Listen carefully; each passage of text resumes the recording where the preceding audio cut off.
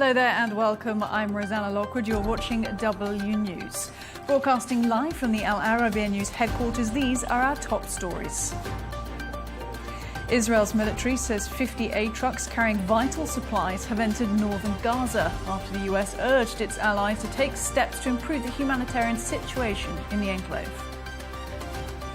Israel resumes airstrikes on Beirut just hours after the United States voiced its concerns over the scale of the attacks on Lebanon's capital.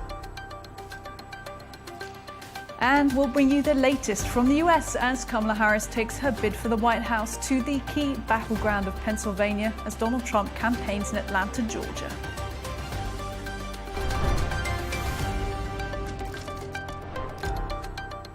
Welcome. Well, we do start in Gaza, where Israel's UN ambassador Danny Danon says his country remains committed to working with international partners to ensure aid reaches those who need it. Earlier today, Israel's military announcing 50 aid trucks from the World Food Programme entered northern Gaza, where some 400,000 people are currently trapped. Yesterday, the US gave Israel 30 days to boost humanitarian aid access in Gaza or risk having some US military assistance cut off. Now, this comes as Gaza's health ministry says at least 42,000 people have been killed and more than 90,000 injured to date in the war on Gaza. Well, for more on this, I'm joined now by the spokesperson for the United Nations Relief and Works Agency for Palestinian Refugees in the Near East, Jonathan Fowler. Jonathan, let's just start before we get on to the aid, but just talk to us about the situation in Gaza at the moment. Thank you very much for having me on the show. The humanitarian situation is just a litany of tragedies within tragedies in the Gaza Strip. I mean, it's been like this from the very early days of the war. But after 12 months, over 12 months of war, everywhere we look, there's just a new series of tragedies. I mean, specifically on the north at the moment, you know, this is an area where people have not been fed. They've not received food for the best part of a week. And, you know, 400,000 people trapped in an area of territory. There's nowhere safe for them to go, despite the evacuation orders where they get a short amount of notice, you know, to pack up and leave, pack up what they have. And in most cases, they have nothing. This is tantamount to forcible displacement, and it simply cannot continue. And that's just the north. I mean, the number of people who are crammed into other areas which you know, I mean, they're constantly on the move. People have been displaced at least in some cases 12 times, once a month, since the beginning of the war. Levels of malnutrition are rising, lack of medication, all of these things. Just, you know, it's like a tick list of the worst possible humanitarian situation imaginable. And Jonathan, on the aid side of things, Israel receiving a lot of criticism and pressure to allow that aid in, and reports that aid has entered northern Gaza for the first time in around 2 weeks. How much impact will it have? Well, I mean, according to our own figures, yesterday, 12 trucks of food aid were able to get in via our colleagues from the World Food Programme. Now, if we just, you know, do the mathematics on this, that was carrying around 230 tons of flour. That's basically enough to give 9,200 families about one bag of flour each. These are people who've received nothing, so already hungry. You know, 9,200 families, that's not 400,000 people. So the question is, you know, one, that's not enough. Two, what about all the other people who've received nothing? It's just simply not being done at scale. It's not been possible to get the amount of aid that's required. And a week, 12, you know, days spent with receiving nothing just makes more people more and more vulnerable to malnutrition. I mean, you know, we've been saying since the beginning of this war that we need to be able to get in around 500 trucks a day of aid, and that's 500 full trucks of aid into the Gaza Strip to basically sustain people, keep people alive. This is the basic survival amount. You know, we're not going to getting into a numbers game on trucks, but the point is it's just not enough. I mean, everything that is happening so far is a drop in the ocean. And the question is, you know, what kind of solutions are on the cards? I mean, there has to be a ceasefire. There has to be a massive scale up of aid, and for everything has to fall into place for that to be able to happen. Those maths just aren't stacking up, like you said, in terms of the number of people that need aid and the type of aid getting in. And let's turn the focus at the moment onto UNRWA, onto the organisation that you're spokesperson for, because your Commissioner General, Philippe Lazzarini, saying that UNRWA is close to a possible breaking point for its operations in the Gaza Strip due to these increasingly complicated conditions. Has this been part of Israel's strategy, do you think? I can't speculate on whether this is strategic, but what I can say is that overall there has been a campaign to dismantle UNRWA through actions in the Gaza Strip, through attempts to kick us out of our compounds in East Jerusalem and to inhibit our work in other occupied territories. Gaza is the most egregious example of this. We've seen strikes that have affected our buildings. We've had over 225 of our staff killed. That's the worst death toll for UN personnel in the history of the United Nations. Whether or not this is strategic or just part of a pattern, I can't say, of course.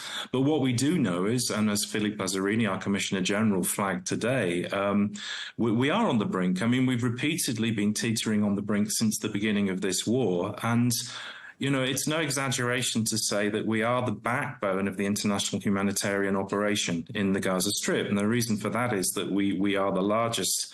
We have the largest footprint of any United Nations agency in Gaza. We had this before the war, thousands and thousands of staff. All the other parts of the United Nations, and including other international humanitarian partners, NGOs, they rely on our logistic networks, our warehousing, our staff, in many cases, to do the distributions of aid. So, if we're knocked out of the picture because our operation collapses, this means the entire humanitarian operation in the Gaza Strip falls apart. And the consequences do not bear thinking about, because they're already staring us. They're there, staring us in the face. They're there in plain sight. They are. Jonathan, we're showing pictures on the screens as you're speaking of the decimation in Gaza at the moment. And we're hearing from the health authorities there. They want a request for humanitarian corridors to be open to 3 hospitals in northern Gaza. A lot of doctors don't want to leave their patients there. Do you think that will be granted? It's impossible to say, but what I can say is, we have seen the impact of area pauses, humanitarian pauses. We had a humanitarian pause to allow a certain amount of aid to be scaled up last November. And then currently ongoing, we have the second round of the polio vaccination campaign in the Gaza Strip, absolutely essential to stem the potential spread of this disease, which I want to remind you was eradicated 25 years ago in the Gaza Strip and knows no borders. In the first round of vaccination, we were able to reach well over 500,000 children. Over the last 2 days, we've been able to vaccinate close to 160,000. This shows that where there is a will, there is a way. If we can do this for a polio vaccination campaign, then we should be able to achieve this for scaling up aid operations. Now, regarding hospitals, of course, hospitals, clinics, the health system in Gaza has been collapsing, and everything needs to be done to allow the health system to function at the level required, and even to prevent it from going further and further into collapse. So yes, the kind of things that are necessary could be corridors to allow aid to hospitals, to allow doctors and other medical workers to keep doing their job. UNRWA spokesperson Jonathan Fowler, thank you. Thank you.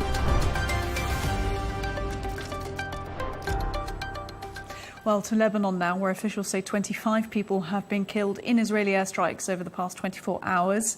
At least 15 of the dead were killed when an airstrike hit a Lebanese village previously affected by Israeli massacres in 1996 and 2006. In southern Lebanon, 5 people, including the town's mayor, were killed when an Israeli airstrike hit a local government building during a relief effort meeting in Arabiya. Now, this comes as Israeli military carried out airstrikes on Beirut's southern suburbs just hours after the US voiced its concerns over the scale of the attacks on the capital. For For more on the story in Lebanon, I'm joined from Beirut now by the Economist's Middle East correspondent Gareth Browne. Gareth, thanks for making time. And look, strikes over various parts of Lebanon today, quite a few different places. Is there a sense of things continuing to intensify? Intensifying is one word. I think you could use the word broadening. We're seeing strikes, really across the country in the last few days. We had this strike on the, on the local government building in Nabatea just this morning. That was the most significant Israeli attack on a Lebanese state building or institution, over the last year. We've seen a quite deadly strike on a Christian village in the north of the country, which has killed at least a dozen people, including 2 children. And then after a week of relative calm in the capital here in Beirut, late last night, we had Israeli airstrikes on, the Dahiyeh, those southern suburbs. And that was after, 6 days without any airstrikes in Beirut. And it came just hours after the Lebanese Prime Minister, Najib Mikati, said that he had been informed by the Americans that there had been some sort of agreement to de-escalate and avoid further airstrikes in Beirut. So, yeah, it feels like this campaign, this war continues to broaden, to deepen, not just geographically, but in terms of the sheer number of people being killed. Now, you've touched on it there, what happened in Nabatea with the airstrike, killing people in a government building where a meeting was supposedly going on at the time. The mayor being one of those killed in an Israeli strike. Does that hold any extra significance? Well, look, I think it feeds into this idea which many Lebanese are talking about, and essentially everything in the south is a target. Whether it's a Hezbollah position or a Lebanese state institution. In this case, it was a municipal building where the crisis committee, which is, essentially in charge of coordinating the response, the humanitarian and crisis response to the war in that area, were meeting. And I think if you speak to Lebanese, you hear a lot of that. Everything is a fair target right now. So that's how they feel. So, when you see these strikes on the municipal buildings where really there hasn't been any evidence of Hezbollah fighters using that building or being present in that meeting, it does make you question and wonder what the targets are. Now let's talk about Beirut, where you're currently speaking to us from the capital. There are reports that it's struggling to accommodate the scale of displaced people there. Is that something you've noticed? Yeah, you can feel it, certainly. In certain neighborhoods, ironically, are very, very busy. If you take, for example, the Hamra neighborhood in West Beirut, which is sort of really used to be a beating heart of the city, and it's struggled since that devastating financial crisis, which started to hit Lebanon 5 years ago or so. But now it's full. All of the hotels are full. The cafes are full. Tens, if not hundreds of thousands of displaced people who have come, not just from the south of the country, but from the Dahiyeh, those southern suburbs. But that's not without its challenges, its tensions. Cosmetically, we can see traffic is very bad, but I think many people are concerned of the underlying sort of tensions that come with that. We have Beirut has quite a traumatic sort of modern history of sectarian conflict. And I think one of the big concerns is that could be reignited.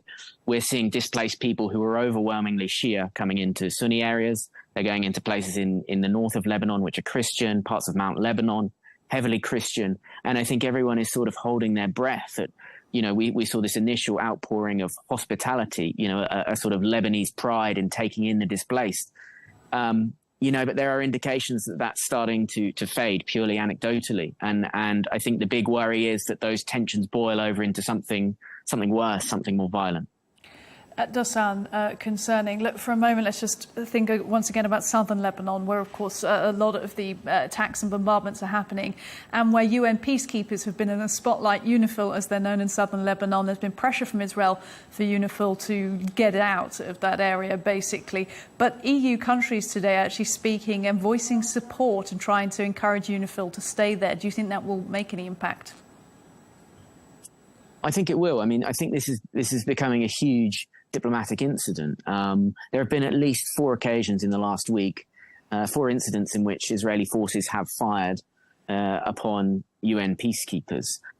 Now, the UN peacekeepers are there. They have a mandate from the UN Security Council, and a great deal of Western European countries contribute ground forces. So we have Irish troops there, we have German troops there. So the kind of UNIFIL aspect is something that really draws in many of the world powers. And, just a few days ago, Israeli Prime Minister Benjamin Netanyahu essentially told UNIFIL to get out of South Lebanon. And that, he claimed that they were being used as human shields by Hezbollah. Now, that's obviously something that UNIFIL rejects. And I think there's a concern that if the UNIFIL peacekeepers withdraw specifically from those areas near the border, they might never return.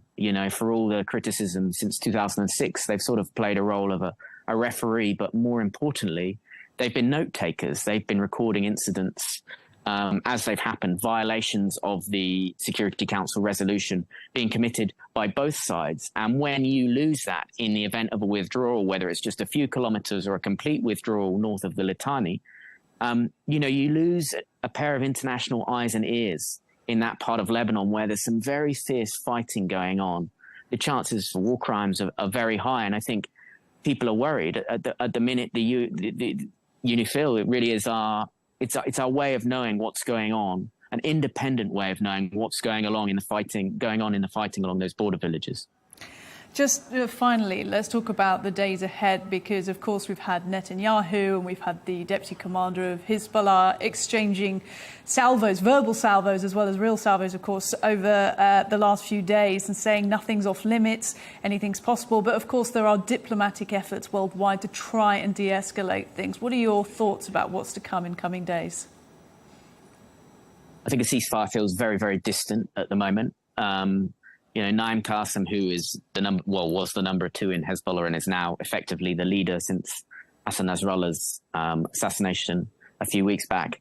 He came out with his third speech since Nasrallah's killing yesterday, and the rhetoric was fierce. He said, "Look, we can target anywhere in Israel, anywhere, whether it's Haifa or Tel Aviv, is fair game now." But he also left the door open. He said, "Look." He maintained Nasrallah's position, which is that a ceasefire in South Lebanon is directly linked to a ceasefire in Gaza. And this is what Hezbollah and the Lebanese have been saying for a year now. If you want to see a ceasefire in South Lebanon, then we need to stop the war in Gaza. We need to see an Israeli withdrawal from Gaza. There are strong diplomatic efforts going on. They feel a bit more cohesive at the minute. I think in the initial months of the war, you had primarily a US effort and a French effort, and they weren't really working together. There was, they were a bit more individualistic than you might like to have seen in an ideal world. And I think that's gone in the last few weeks as the tempo of the war has really increased. I mean, we are essentially in all-out war here in Lebanon now, but between Hezbollah and Israel, and France and the US seem to be working together. But the question is, on Hezbollah's side, with Nasrallah gone, is there someone to negotiate a ceasefire with? Who do you actually speak to? Does Naim Qassem have the gravitas within Hezbollah, to negotiate a ceasefire? And then on the Israeli side, do the Israelis really want a ceasefire? It's increasingly seems, if you look at the rhetoric, that standards which might have been acceptable in a ceasefire 6 or 9 months ago are no longer there. I mean, the Americans have essentially said that what we might have negotiated in a ceasefire 6 months ago is off the table. So I think the question is, does America want a ceasefire? Does Israel want a ceasefire? Does Netanyahu want a ceasefire? Or does he want to take advantage of this opportunity to weaken and continue to cripple Hezbollah as much as he possibly can? The Economist's Middle East journalist speaking to us there, correspondent Gareth Browne. Thank you.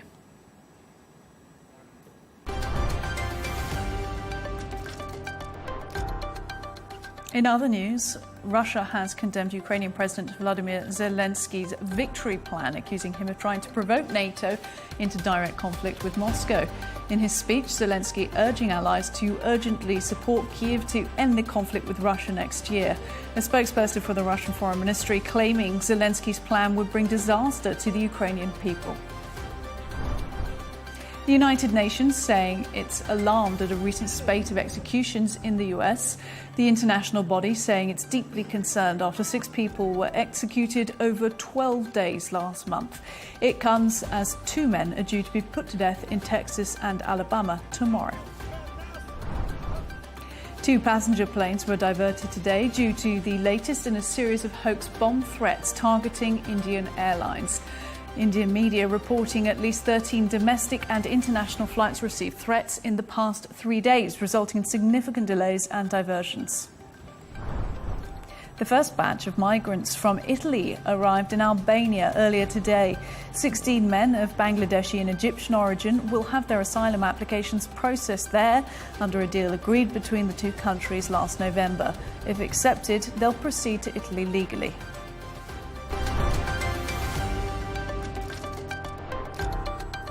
Well, to the US now, where Kamala Harris takes her campaign to the key battleground of Pennsylvania later today. Among the 8 swing states, Pennsylvania is considered the most critical for the 2024 US elections. Meanwhile, Donald Trump will hold a funding drive in Mar-a-Lago this evening after it emerged Elon Musk gave $75 million to his pro-Trump group in just 3 months.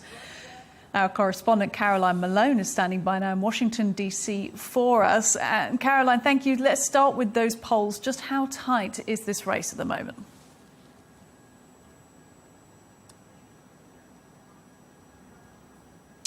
It is unbelievably tight, in some cases record-breaking. You know, among these swing states, really it's neck and neck with Trump and Harris, only a few percentage points from each other, which really is within the margin of error. So we really can't say at this point, less than 3 weeks until the election, which way things are going to go. However, both the major candidates, Kamala Harris and Donald Trump, clearly know that they have to target every single voter at this point. And that's why we've seen Donald Trump, for instance, speaking to a town hall on Fox News of women voters, female voters, who he knows he has to engage. Female voters traditionally vote more Democrat, more left-leaning. So he knows that that is a very important demographic that he has to speak to. You know, he was addressing a lot of questions from women in that town hall, among them about reproductive rights, about abortion.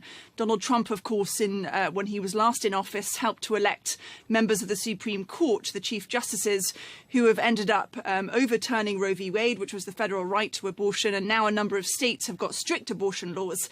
He said in the town hall he thinks actually those states have too strict abortion laws. So he's somewhat backtracking on what he'd said originally, taking credit for the change in the abortion laws. But clearly that's a very important issue for those voters, and he knows he has to address that. Then we have, of course, Kamala Harris as well, realizing, particularly in the state of Georgia as well, which is a swing state, that she has to make sure she doesn't lose a demographic such as black voters that do traditionally vote on that left-leaning side. And we have seen that Harris is losing among particularly older male black voters.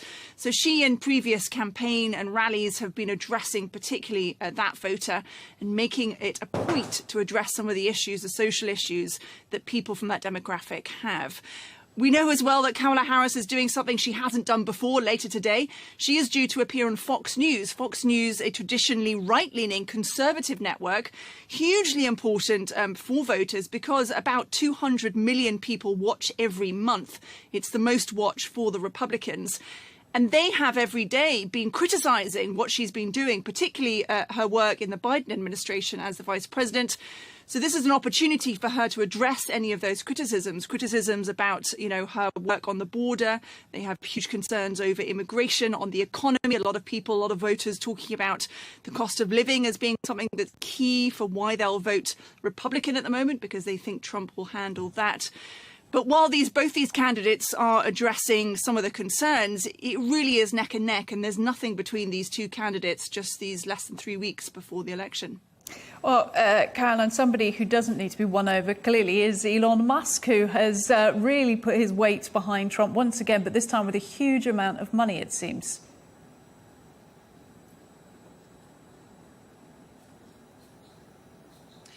Absolutely. Something like $75 million we've learnt has been given from the billionaire businessman Elon Musk to Donald Trump over the last few months. He is one of a few very rich donors to the Trump campaign, and very important because we've seen Elon Musk as well appearing at rallies alongside Trump. You know, he has his own unique sort of appeal. Of course, he owns X, which is formerly known as Twitter, and he's very active on that social media platform. He is respected as a businessman in some areas areas, particularly for his work in Tesla and SpaceX, and is very well known. He has very strong brand recognition, so he can potentially make a big difference when it comes to trying to get Trump elected. He's also offered to be part of an efficiency department if Trump gets back into power. He said he'd do that for free, but also to help Trump and the Republicans with their concerns over how money is spent in government. So, this campaigning is really in his own interest in the sense that he actually might get a strong role in politics if Trump does move forward and get back into the White House. Overall, though, when it comes to campaign spending, we've seen record-breaking numbers go to Kamala Harris, and not from single billionaire donors, from grassroots, from people who potentially haven't donated before, who are giving small amounts of money, $5, $10, $25 perhaps, who are really getting her to a point where over the last 3 months, she's raised more than $1 billion for her campaign, which is a huge amount of money and could make all the difference, particularly in some of these swing states that we've been talking about, Pennsylvania, Georgia, places where, going to people's doors and knocking on the door with her campaign crew, her staff members, trying to convince every single voter to vote, actually could make all the difference. Caroline, just briefly, you've already mentioned Kamala Harris being set for that Fox News interview tonight. What's Trump got in the next 24 hours or so? Because clearly he's not going to want to go down without a fight while that's happening.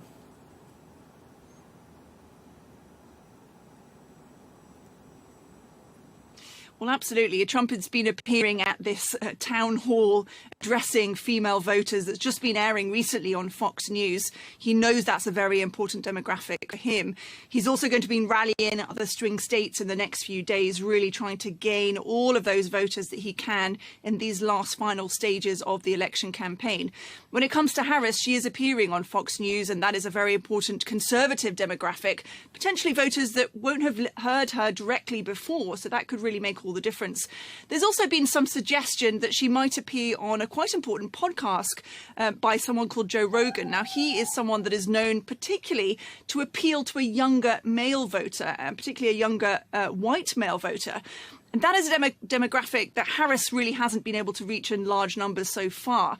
So it's not confirmed yet, but we're hearing there's a suggestion she might also do that later this week. Really, both candidates at this point taking every opportunity to appear in all the swing states and also on different media platforms, whether it's traditional media or digital media, to try and reach out to every last voter.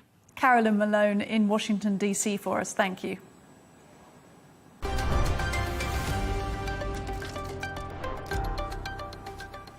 Well, let's get the day's business news now. And Airbus saying it plans to cut up to 2,500 jobs in its struggling satellite division, marking another setback for the European aerospace industry.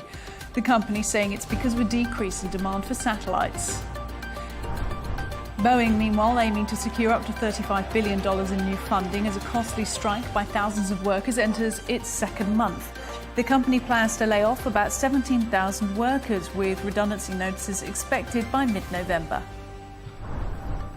Workers at Samsung Electronics factory in India's Tamil Nadu have ended a month-long strike involving around 1,500 employees. They've been protesting for better pay, improved working conditions and recognition of a newly formed union.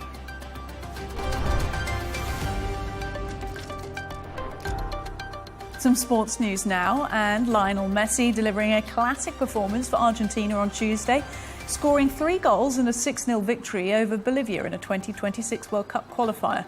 The 37-year-old's hat-trick marks his 10th in international play, tying him with Cristiano Ronaldo for the record in men's soccer. And Germany's Thomas Tuchel has held his first news conference as head coach of the England national football team. The 51-year-old former Chelsea manager takes over from Gareth Southgate on an 18-month contract.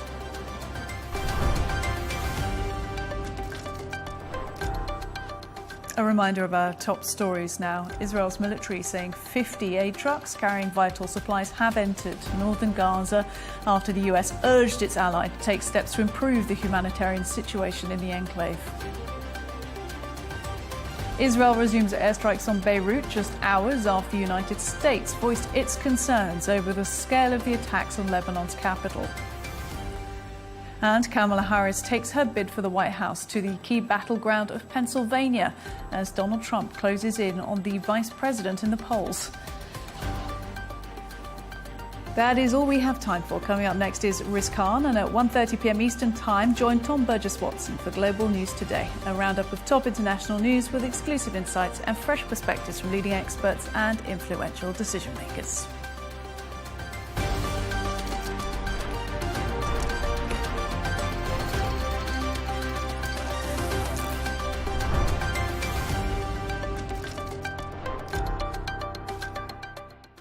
At Arabiya News, we go beyond the headlines. From the latest breaking news to in-depth coverage of global events.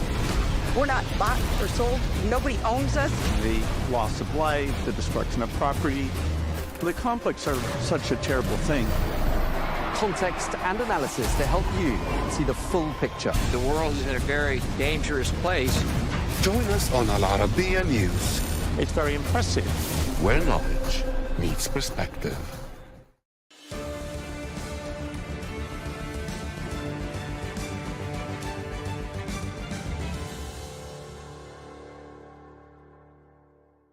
Welcome to the show. I'm Riz Khan. The annual cost of cybercrime is expected to reach $10 trillion next year. To put that figure into context, in terms of GDP, it would be the third biggest economy in the world after the US and China. That's why countries from Australia to China, the UK and US are racing to tighten up their cybersecurity laws. And it's why the UN is expected to pass a landmark cyber treaty in the coming weeks. From deepfakes and disinformation to hacks and attacks on infrastructure, healthcare and security networks, cybercrime is becoming the #1 challenge for law enforcement and intelligence agencies. And artificial intelligence is already changing the rules of the game. Now, our increasingly connected digital world makes us all more vulnerable to criminal gangs and state-sponsored hackers who can access our data and devices. Imagine them taking control of your bank account, your electrical vehicle, and even your pacemaker. Well, many of the world's leading experts on cybercrime recently met in the Saudi capital, Riyadh, at the Global Cybersecurity Forum.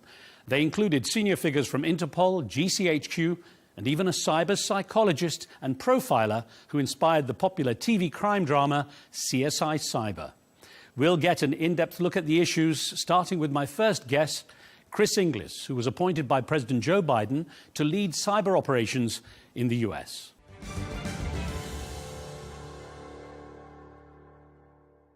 Chris, thank you for making the time. Much appreciated. Now, if cybercrime could be likened to the Wild West, it sounds like President Biden called you in to be the sheriff. Yes, that's an apt metaphor in terms of that time.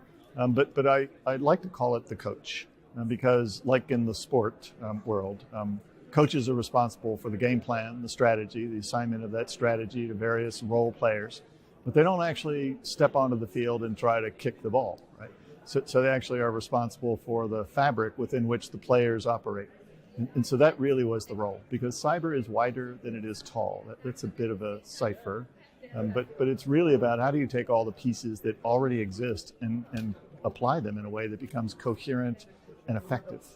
That width makes it sound much harder to manage, because if it's a narrow, tall silo. Oh, it is. If you're in charge of something and you can direct, because you're the smartest person in the room, and I've never been that person, if you can direct, then it's pretty straightforward. People simply obey your commands. But no one in the room is as smart as everyone in the room when the room is full of cyberspace, right? And so you just have to figure out, how do you actually then create a fabric within which all the pieces make sense? And it's made even more interesting because this is a collaboration that must exist between the private sector and the public sector. And in the United States, and I'm sure in many other places as well, the private sector doesn't work for the government works for the private sector. And so you can't subordinate one to the other. They have to actually be in a collaboration. So I was thinking that perhaps the highest profile threat in a generation was those recent assassination attempts on President Donald Trump. Does cybersecurity have a role to play in that kind of situation, or is that just someone who's like an amateurish, low-tech lone wolf? And if that's the case, does it put them beyond detection from those kind of cybersecurity threats? Well, I think it depends upon what your definition of a cyber threat is, and I think I would be expansive in that definition. We care about cyber threats because they might hold data or computers at risk. But we also care about it because the abstraction of data and computers delivers critical functions, like energy supplies, or for that matter, the ability to conduct an election. And so that critical function is an abstraction of the piece parts that are at the foundations. But cyberspace also delivers confidence. In a free and open society, depending upon a free and open architecture, the internet, we depend upon that to reliably meet our expectations. When I flip the light switch, I want it to go on. And if that confidence can be held at risk because of disinformation, or because of flows of information that are restricted or modified, then cyber's in play in terms of how people think about the threats in their world and react accordingly. It's interesting you say it that way, because we've learned about death threats and assassination plots being levied by Iran against former President Trump, and Russian groups targeting US influencers in order to sway voter opinion on elections and election campaigns. How serious is the threat facing the US, and what do you see the role of cybersecurity being in countering them? Well, let's use the Russian example. And I'm no longer a sitting government official, so I say this as a private citizen, but with the experience that I can bring to bear, I would say that my bet is that the Russians were not attempting to simply steal data, or to, for that matter, even hold the election at risk in 2016, 18, 20, this goes on every 2 years, but rather to hold the confidence of the United States at risk. I think that was the aim. And in that regard, it's a serious threat. If all you cared about is whether all the votes have been properly tallied, I don't think we have a significant threat. We actually know how to defend the digital infrastructure and the processes on top of that. But defending confidence, that's a matter that's altogether different and harder. And so what we have to do is to provide a solid foundation where there should be no question that the digital infrastructure is doing what it does. And at that point, then leadership takes over, hopefully enlightened, transcendent, leadership, which actually would make the case for democracy in this day going forward, that our best days are ahead of us. It's so interesting because the way you describe it, we're talking in effect about cyber psychology. The cybersecurity is essentially a psychological threat as well. Well, it is, because what are the nouns of cyberspace? They're not just technology. The choices that people make predict what the cyber futures are going to be. And the assignment of roles, responsibilities, or not, also defines our cyber future. So we got to get all of those right. The human being is at least in 2 of those 3 pillars I just identified. Psychology is necessarily in play. Really interesting. Now, many conflicts around the world follow strategies that have been used in previous engagements. But the world was taken aback by the Israeli operation to detonate pagers and beepers, and walkie-talkies were used by members of Hezbollah. What was your reaction to that? And was it a game changer in the way people have to think about cybersecurity? I don't think it was a game changer in terms of the art of the possible. It might be a game changer in terms of whether someone's willing to use that. Look, cyber has kind of broadly 3 purposes. One is it helps us synchronize assets that are not in cyberspace, they're in the physical world. Again, I've talked about the flow of electricity, the conduct of an election. Those are physical kind of activities that have some tangible form, but we use digital infrastructure to synchronize those, to coordinate those. Cyber can actually have an effect inside cyberspace. I create a bank account, sustain a bank account, or might steal that bank account almost entirely in cyberspace. I would never do that, to be clear. But that all happens in cyberspace in the form of zeros and ones, bits. But cyber also has an effect on confidence, as we've talked about earlier. Back to my first point, cyber can coordinate physical assets in the real world. And if those assets are the walkie-talkies or the pagers that are carried in the pockets of Hezbollah, then cyber has always been capable of doing that. The question is whether we employ it for that purpose. And so we shouldn't be surprised about what the art of the possible looks like when somebody finally effects it. So this is that kind of threshold between, as you say, the ones and zeros and the real world impact.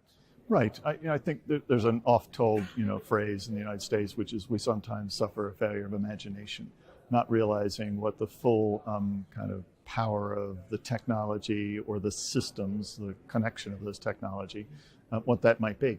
And I think in cyberspace that's been ever thus. We need to think our way through what's the full power of this technology that we created, and is it still subordinate to our interest? Is it still something that serves our purposes as we would effect them? And are the values associated with how we use those something that we can not simply be proud of, but actually endure over time in creating the civil order that we prefer? So is that kind of preemptive strike we saw against Hezbollah something the US could consider doing in a similar way? And how far can you go down the road from being, say, cyber defensive to cyber offensive? The United States, along with a number of other nations, has signed what's called the UN Global Group of Experts, CODA. I think it was about 2015. that described a set of things that responsible nations should do in their use of cyberspace. And one of those was that we would not hold critical infrastructure at risk or civilian populations at risk.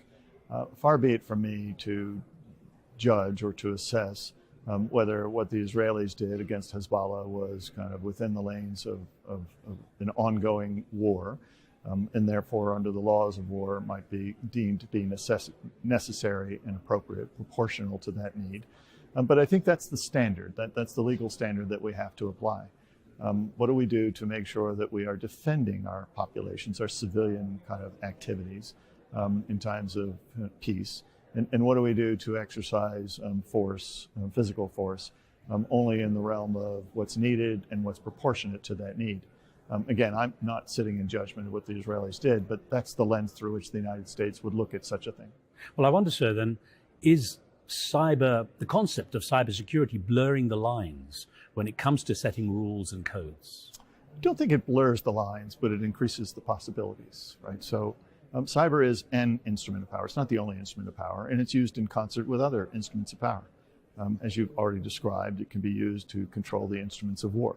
It can be used to control the instruments of information dissemination or disinformation. It can be used to deliver critical functions. Cyber is integral to all of those things. It is a means, not necessarily the end to those purposes, and we need to think of it as such. Too often cyber is siloed as kind of the discipline that's kind of effected by IT specialists or cyber specialists, when in fact we're all implicated in cyber. I wonder, when the US and Israel gave advance warning of a massive missile attack by Iran, is that the result of back-channel diplomacy, or does cybersecurity have a role to play in that? I can't say. I wasn't involved in that particular action, certainly not in the government at the moment. But I would say, to the extent that one of the things that cyberspace can yield is information about the expectations, the aspirations of others, it is possible, plausible in my view, that cyber played a role in understanding what the expectations and intentions of Iran might be, and therefore gave not simply a source of that information, but a means to disseminate that information. Again, that's all hugely speculative on my part.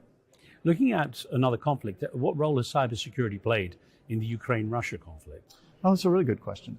So the Russians, who have, against all rules of law, tried to impose their will physically on the Ukrainians, have also tried to do so virtually in and through cyberspace.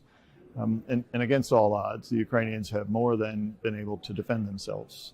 The Ukrainians are numerically inferior to the Russians, and they perhaps don't have the depth of a bench in terms of access to technology that the Russians might.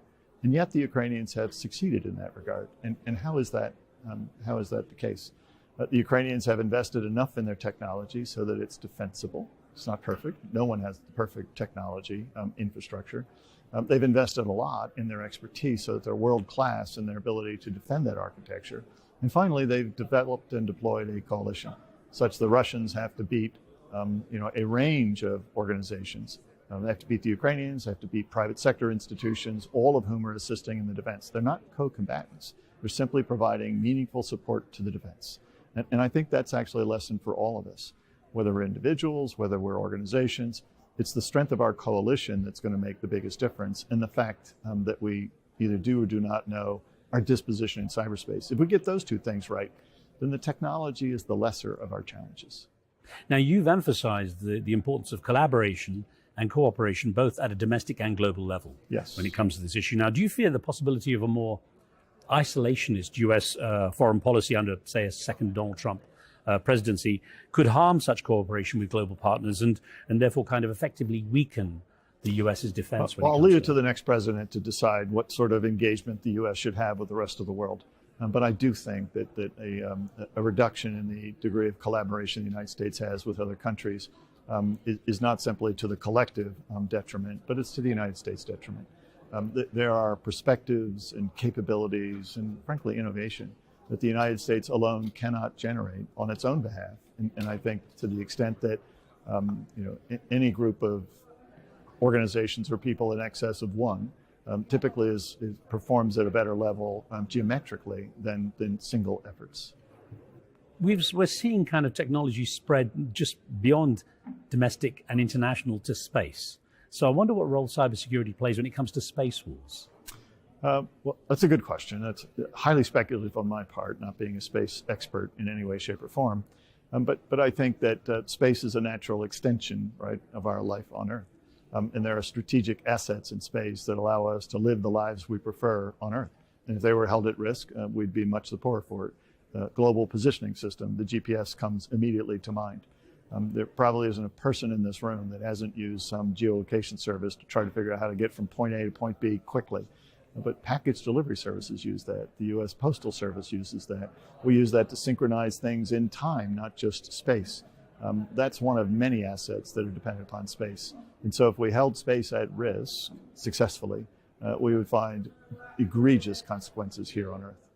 It's interesting when we look at the private sector and governments. And I wonder, in your opinion, to what degree can cybersecurity be trusted to the private sector, such as powerful players like Elon Musk, controlling, for example, a network of satellites? Let's leave Elon Musk aside for the moment. That perhaps kind of conjures up all manner of things that are maybe kind of interesting, but not on my part well informed. But I would say that we have no choice but to cede a large part of this responsibility to the private sector. That's where innovation takes place. That's where capacity development takes place, deployment takes place. Defense, they're the first line of defense. So the private sector is, for want of any other viable solution, and I can think of none, they're really engaged in this, up to their necks. And we therefore have to appreciate that the government must support the private sector in creating a defensible architecture and actually defending that architecture, while not allowing or forcing the private sector to take on governmental responsibilities. There are certain responsibilities and authorities that must be retained by government. The ability to make war being one of those, diplomacy being those, speaking on behalf of nations that properly install governments. All of that's a governmental responsibility. But the government must support the private sector, which does most of the work by, with, and through cyberspace.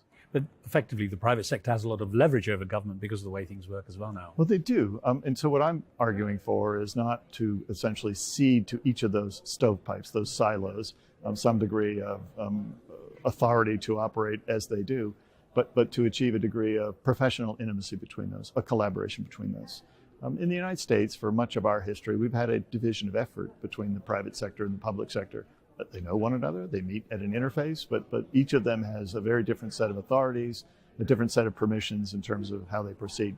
And if we only got together and shared our knowledge at the moment of some extreme crisis, we find ourselves way behind, right, the crisis. So we have to actually have a professional intimacy at all levels of that, before a crisis, during a crisis, and our ability to act together, to intercede, to interdict, and to evict a crisis. Some of the best consultation between the private and the public sector should come as the government attempts to understand what its role can be. We need to take advice and counsel from the private sector. What do you need?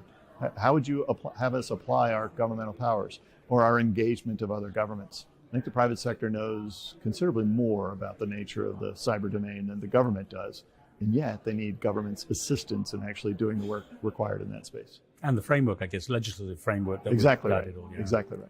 Sir, I have to ask you, the recent CrowdStrike outage, the faulty software distribution, cost billions of dollars to businesses. It disrupted flights and medical facilities around the world.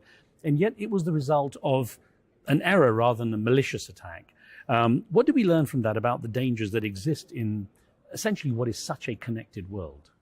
Well, that connectivity comes with consequences, some good, some not so good, right? So if you have a singular dependency, some single point of failure, it might be that it has a low probability of failure, but it has an extraordinarily high consequence in that failure, as we learned in the CrowdStrike failure.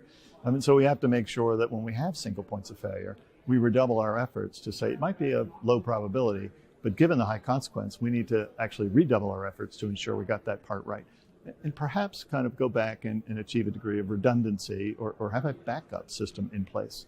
That was perhaps most surprising for organizations that depended upon that combination of CrowdStrike and Microsoft. On the day that failed, they had no backup, right? And so you might expect CrowdStrike and Microsoft to address that. I would expect them to. But companies need to actually think their way through, what would I do if this piece of my enterprise failed? And if the answer is, I don't know, then you're taking a risk that you probably don't fully understand, and you certainly are not going to like when it happens. Well, showing that vulnerability, can cyber defense ever be 100%, or is it just a matter of time before a major cyber attack succeeds, and maybe targeting vital infrastructure such as healthcare? Well, somewhere in between. So to the first question of the three-part question, I would say that cyber defense can never be perfect. It's never possible. It's not possible to have a perfectly secure architecture, something that's impervious to all threats, for all time, that literally defends itself. The changing nature of the software, the hardware, and the engagement of people, right? The choices that they make, and the undulating nature of the assignment of roles response, it's just impossible to make it perfect. So at best, we can make it defensible. I'm not sure we've done that. We've not made it defensible, short of secure. And so I wouldn't say we're going to strive for mediocrity. Let's just make it defensible. That's actually the knee of the curve, which means we then must defend it, right? And so I kind of, on that, the second and third question, which implied, so is it inevitable that we fail? I don't think it's inevitable that we fail. It's inevitable that we meet with a cyber transgression with its criminal or nation state. We meet with one that actually gets through a first level of defense. It's not inevitable that they then succeed. If we know our architecture, which is people and technology and the assignment of roles and responsibilities better than they do, then we can actually be more agile, more maneuverable inside that space. We just have to be vigilant, catch it at the earliest possible moment, engage it, and evict it at the earliest possible moment. We can, in fact, respond well if we've set up such that we're inherently resilient and prepared to respond well. I think that the measure of merit for most companies today is not whether they'll never suffer a breach, but are they actually capable of enduring that breach? Can they actually respond and recover well? And there are any number of companies who've done that, and they march on. And there are companies who've not done that well at all. And the difference between the two is not whether they lived in a dangerous world or they suffered a breach, but were they prepared for that? And it's generally the quality of the team as much as the quality of the architecture that determines that result. The role you took on was pioneering, and must have been quite an eye-opener because it was so kind of new. And I wonder, from that, what did you learn was the biggest threat people face from cybercrime? How well are they being protected? And what responsibility is there for individuals themselves to kind of take the lead? What's surprising is still what I would describe as the proactive ambivalence on our part. And what do I mean by that? Everyone knows that there's an issue in cyberspace. I mean, there isn't a person that wouldn't say, yep, there's something wrong in that space. And yet so many of us say, I hope somebody else solves this, not realizing or not acknowledging that they have a part to play. And so I would say that there should be a consequence kind of imposed on those who transgress in this space. But we should first get our own house in order. Let's use the resources, the assets we already have. We've not done that. A final thought, sir. It's often said that in cybersecurity, the weakest link is the human. And to make us all feel a bit more human, perhaps I could ask you, have you ever been hacked? Have you ever had your password forgotten or locked? Or, I mean, what have you experienced? Oh, my goodness, yes. Well, maybe not the last part. I forgot my password or kind of locked myself out. Maybe I have. I've lived with systems that, 3 times and you're out. And you've got to go see the system administrator. You kind of, it's that moment of embarrassment and shame. But I had my identity stolen. Someone has filed my taxes as recently as this year and given the publicly available information. And so the question is, am I prepared for that? Do I have some degree of kind of fire gap, between that event and the rest of my financial portfolio? I do, right? I've learned the lessons of those things will happen. And so can you identify it at the earliest possible moment? Can you stop it in its progress? And can you protect the rest of what they've not yet got access to? None of us is inured or safe from this. We're all in the same kind of bucket. And the question is, are you vigilant enough to determine that something is going on that you should engage at the earliest possible moment with the highest possible leverage? And do you have a coalition, right, that you can bring to bear such that whatever's holding you at risk, they got to beat all of you. They got to beat all of us in order to beat the one of us that they're after. I think that's actually the lesson that I've learned over time. And I try to practice that, maybe not perfectly, but ruthlessly day after day. Well, the fact you had a wake-up call is quite a wake-up call for me too. Well, you haven't lived until you try to file your taxes with the federal authorities within the United States, and they said that's a problem because you already have. Oh, right? Yeah, so I hope I never come across that. Chris Inglis, thank you, sir, for your time. Thanks very much. Pleasure to meet you. Thanks for your time today. Thank you.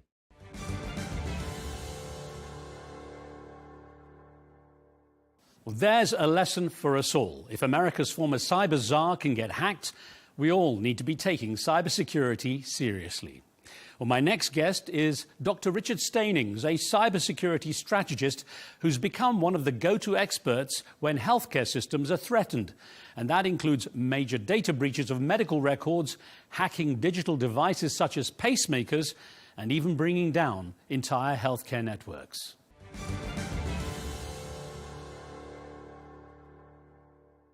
Professor Richard Stainings, great to have some time with you, sir. Hi there. Now, I wonder, what sort of risks in particular do you feel the healthcare environment faces when it comes to cybersecurity? What are the key ones? There are many risks across cybersecurity. Lack of funding results in an under-provision of cybersecurity services. Lack of prioritization results in the delay of cybersecurity policies, procedures, controls. And of course, cybersecurity is being impacted by the dramatic change of digital health, right? There is a huge transformation going on within the healthcare industry right now. The inclusion of a multitude of new IoT devices, for example. Artificial intelligence is playing a big part in healthcare moving forward. And these present an expanded risk profile for the industry. And I'm going to go into those in a bit of detail.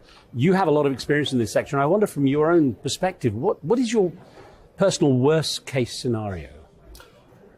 Worst case scenario is that equipment in a hospital is compromised and used to assassinate a patient, right? That's an extreme risk scenario, and I don't really want to scare anyone who's watching this to think that that might happen in the immediate future, but potentially we have to look at attack vectors within the healthcare sector to understand what perpetrators may decide to do. And it's not just the monetization of stolen intellectual property that is driving cybercriminal activity. We, of course, have heightened geopolitical tensions today, and who's to say what some actor may decide to do in the future. In doing my research, I think one of the things that struck me the most and was quite terrifying was how a few years ago the FDA in the US, the Food and Drug Administration, recalled devices, pacemakers. It sounds strange to recall a pacemaker because they were vulnerable to cyber attacks. So it makes me wonder, how much of a threat is that in this day and age? It's a very real threat. Unfortunately, most of our medical devices that are in use, whether they're embedded like a pacemaker or an infusion pump for insulin, for example, or whether they're a large-scale medical device that we use to scan a patient, an X-ray or CT or PET or ultrasound system, for example, or a patient telemetry monitoring system, right? These are all systems that were designed for medical or clinical functionality. They weren't designed with security in mind, and it's only recently, thanks to FDA regulational change last year, that we've begun to see security designed in from the outset, and also medical device manufacturers being held liable to maintain the security of those devices. By that I mean conduct vulnerability assessments, make those vulnerability disclosures available rather than hide them, which has happened in the past, and to release patches in a timely manner so that systems can be updated and upgraded. The problem is the number of legacy medical devices. There are literally millions of medical devices that will be with us for the next 20 years. And those are not subject to the FDA rules. So we have a bit of a gap, as it were, in terms of how do we go about securing those devices. Who could have imagined in the Internet of Things, as we call it, that includes now people, people having devices in their bodies, even that could be vulnerable. And I guess as technology advances, we're going to have more and more cyber parts, if you want to put it that way, which are going to be even more vulnerable to attack. So this is a serious concern. It's very much a serious concern, and you've only got to look at the growth of consumer medical wearables, right? We all walk around with an Apple Watch on our hands, or a Fitbit, or some other device that is tracking our level of physical activity. It's tracking our calorific intake if we program that into, or we enter that data into the system, and that is then being communicated via an mHealth app, right, a mobile health app, to our medical record in many countries. And Australia, as an example, has opened up My Health Record, which is their national health record, to include consumer medical data, so that data that a person generates as a result of their activity is now being entered into their electronic patient record. Now, one thing that surprised me a lot when you and I had a chat prior to this interview was when you told me that the healthcare systems generate more data, far more data, than all other sectors combined. That just sounds staggering. Yeah, it is. And the lakes of data should probably not be referred to as lakes anymore. They're more like oceans of data, right? Medical activity creates a massive amount of data, and of clinical treatments, of patient outcomes, all of this sort of data. And that data is extremely valuable to the medical profession in terms of being able to mine that data for AI, for example, for clinical decision support being a classic example, and various other forms of data. But there's also a huge concern with all of that data being generated. How do we go about protecting that data so that it doesn't enter, the public realm or is not stolen by criminals? Yeah, that was interesting to me, that there have been some really high-profile healthcare breaches affecting tens of millions of people. It was really quite shocking when I did my research. And this concept of medical identity theft was something that surprised me. What is the consequence of such attacks, cyber attacks, for individuals?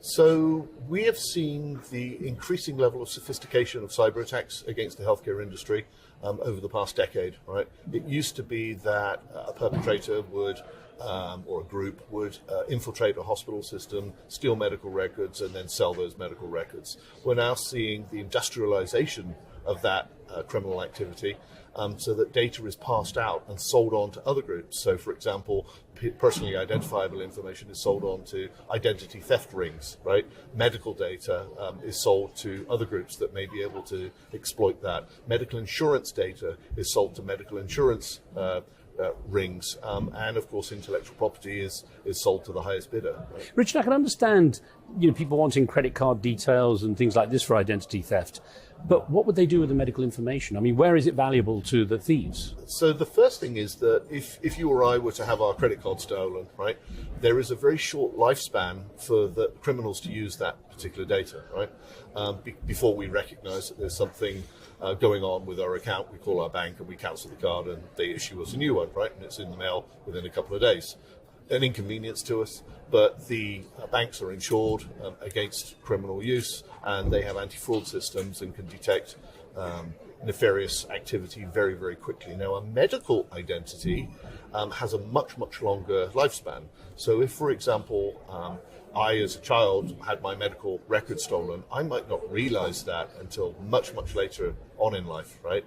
That information might not need to be exploited straight away. So I could have I could be involved in a hospital data theft, right? Or my identity could be involved in a hospital data theft, and the perpetrators of that crime would have years to exploit it. So I could see that the people are scared to give out the medical information or have it out there because, for example, trying to get insurance, if the insurance company knows there are certain vulnerabilities a person has, their insurance premium might go up. But in terms of the thieves, what they could do with it, what are the most nefarious kind of uses? Well, I suppose the most obvious is ransomware, right? It's taking that information, encrypting it, to make it unreadable or unavailable, right? And then ransoming that back either to the provider of the healthcare services, the hospital system, or what we're seeing now, secondary and tertiary ransom attacks against individuals, either to persuade those individuals to contact their provider to pay a ransom to the criminals, or directly to pay a ransom to the criminals themselves so that their data is not published or their data can be unencrypted and available for them to use. What do you believe are the most valuable lessons learned from these major breaches?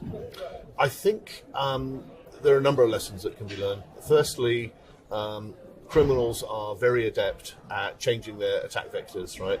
They're very creative in terms of how they exploit data once they've got hold of it, and it's a continuously moving target. And I think that represents some interesting lessons for cybersecurity professionals like myself and others, obviously, about how adept we need to be in terms of our cybersecurity defensive strategies, what tools, what people, what processes we need to bring to bear, and how we really need to prioritize cybersecurity of the healthcare industry, given the state of play of the criminal attackers today. As someone who goes and advises healthcare systems about cybersecurity, how receptive have you found them to be? I think there's a new openness. a decade ago, I would have these conversations with ministers of health or leaders of healthcare systems around the world, and there was a certain degree of it'll never happen to us, a certain thought that would be the case. I think today there's a stark realization that an attack is not only an inevitability, but it's just a question of time. How long and how bad will that attack be? So therefore, leaders of healthcare systems are reconsidering the prioritization of cybersecurity controls in order to protect this critical national asset. No matter how much advice you give, the weakest link is always the human. So where does the factor of advising individuals come in?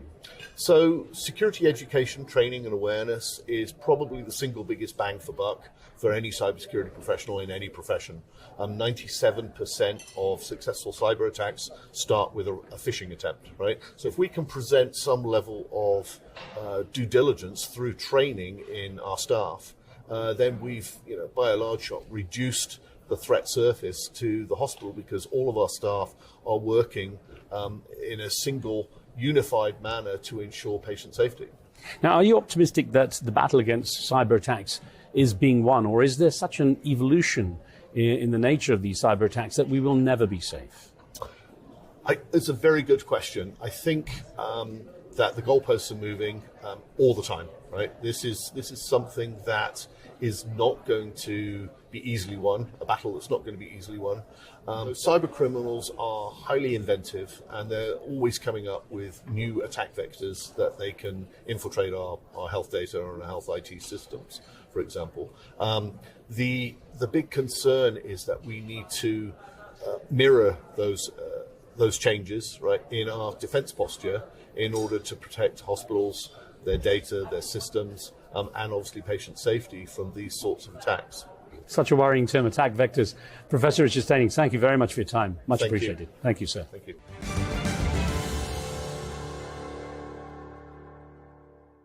Interpol is the world's largest police force. Formed in the aftermath of the First World War, it was established to combat an increasing threat from international crime. Collaboration between countries allowed crime fighting to extend beyond national boundaries. And today, the organization has almost 200 member countries. When it comes to fighting cybercrime, that original principle of collaboration is more important than ever. I met with Dr. Neil Jaton, Interpol's Director of Cybercrime, for an insight into the agency's battle against the hackers.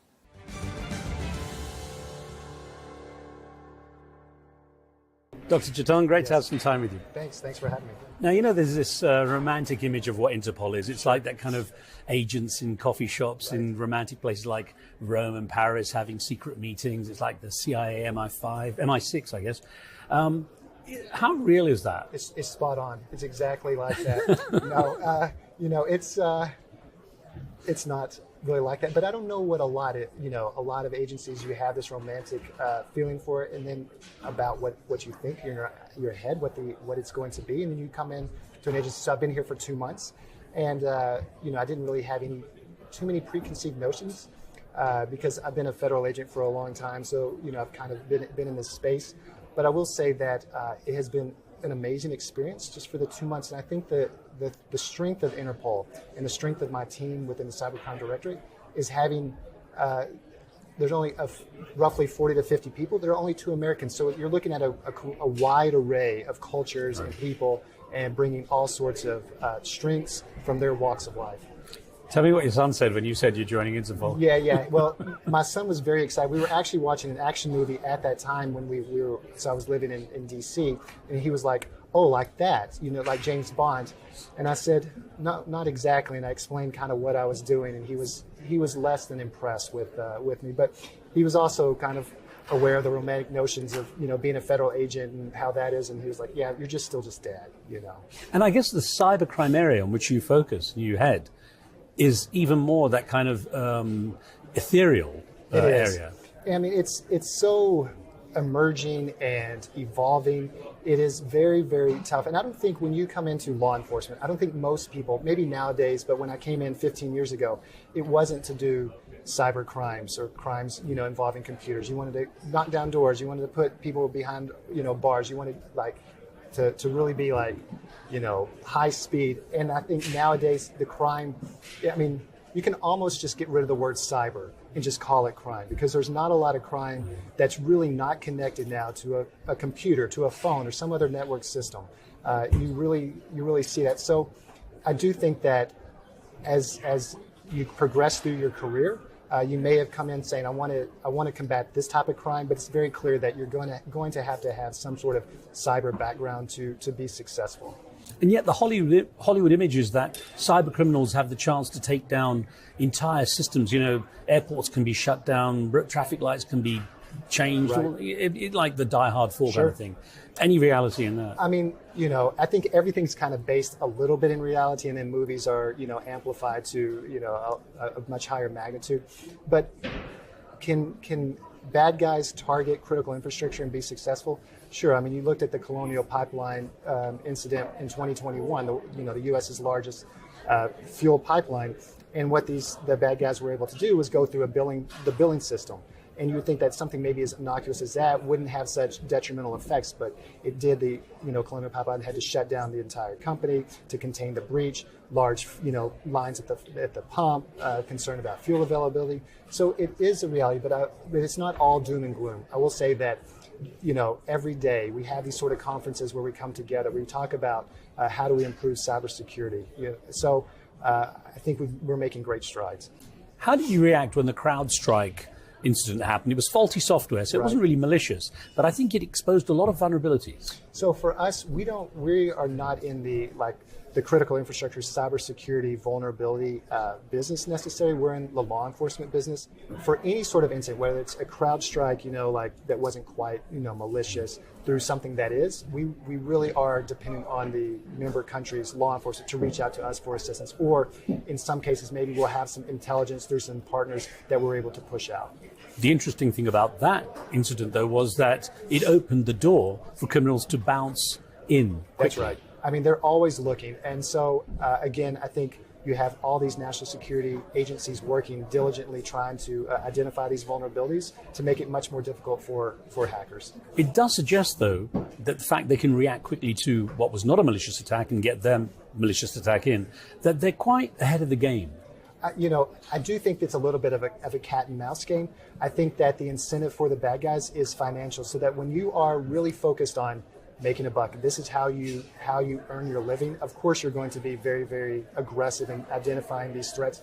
But I will say that law enforcement, Interpol, is forward-looking, looking at emerging technology, looking at the emerging threats, and trying and try to stay right with the criminals. As director of cybercrime at Interpol, of course, you get to see the extremes, how bad things could be. Right. How worried should we be as citizens? No, I think you should be concerned. I mean, obviously with emerging technology, but AI, quantum computing, those are obviously some issues. But just as being a parent of a child who I'm finally allowing to have a smartphone for the first time as a teenager, we have had to have sit-down conversations with them about the threats. And I'm like, your dad is the director, cybercrime director at Interpol. You cannot be doing these things. You cannot have this app. You're too young. But I'll just say that I think schools are doing a much better job of understanding the issues as well. Parents should take some responsibility, on themselves too.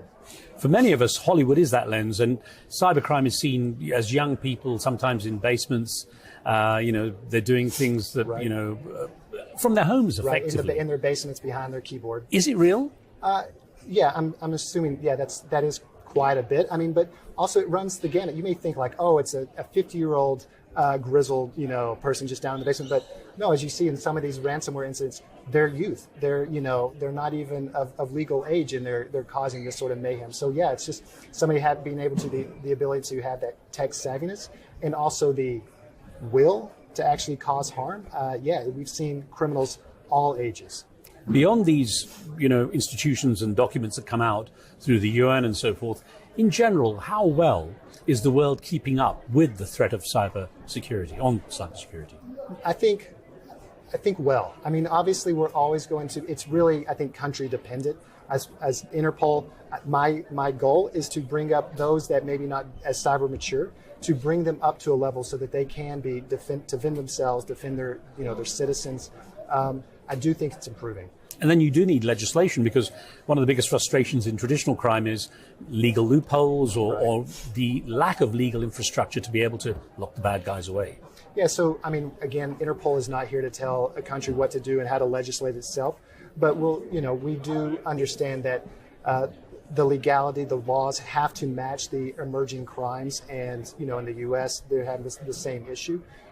So that's really not something that we would directly say, person to person. What I would say, though, from any perspective, what I will say, and I'm not saying that government should make it mandatory, but if you are a victim of cybercrime, whether it's anything from being a business being attacked by ransomware, or a child who's a victim of sexual exploitation, is to contact law enforcement. I know that sometimes it can be very, very difficult to make that, because you're now suffering through the worst day of your life, and now you have to go talk to law enforcement about it. But if you really want to make I think, receive some justice and then help future victims, it is to, reach out to law enforcement.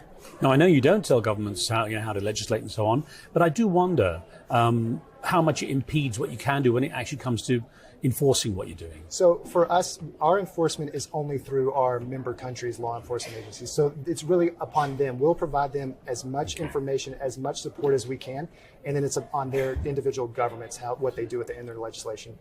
How, again, going to this idea that hackers can create widespread havoc, how much is this kind of DDoS, a term that's come into our vocabulary now, distributed denial of service, how much of a threat is that?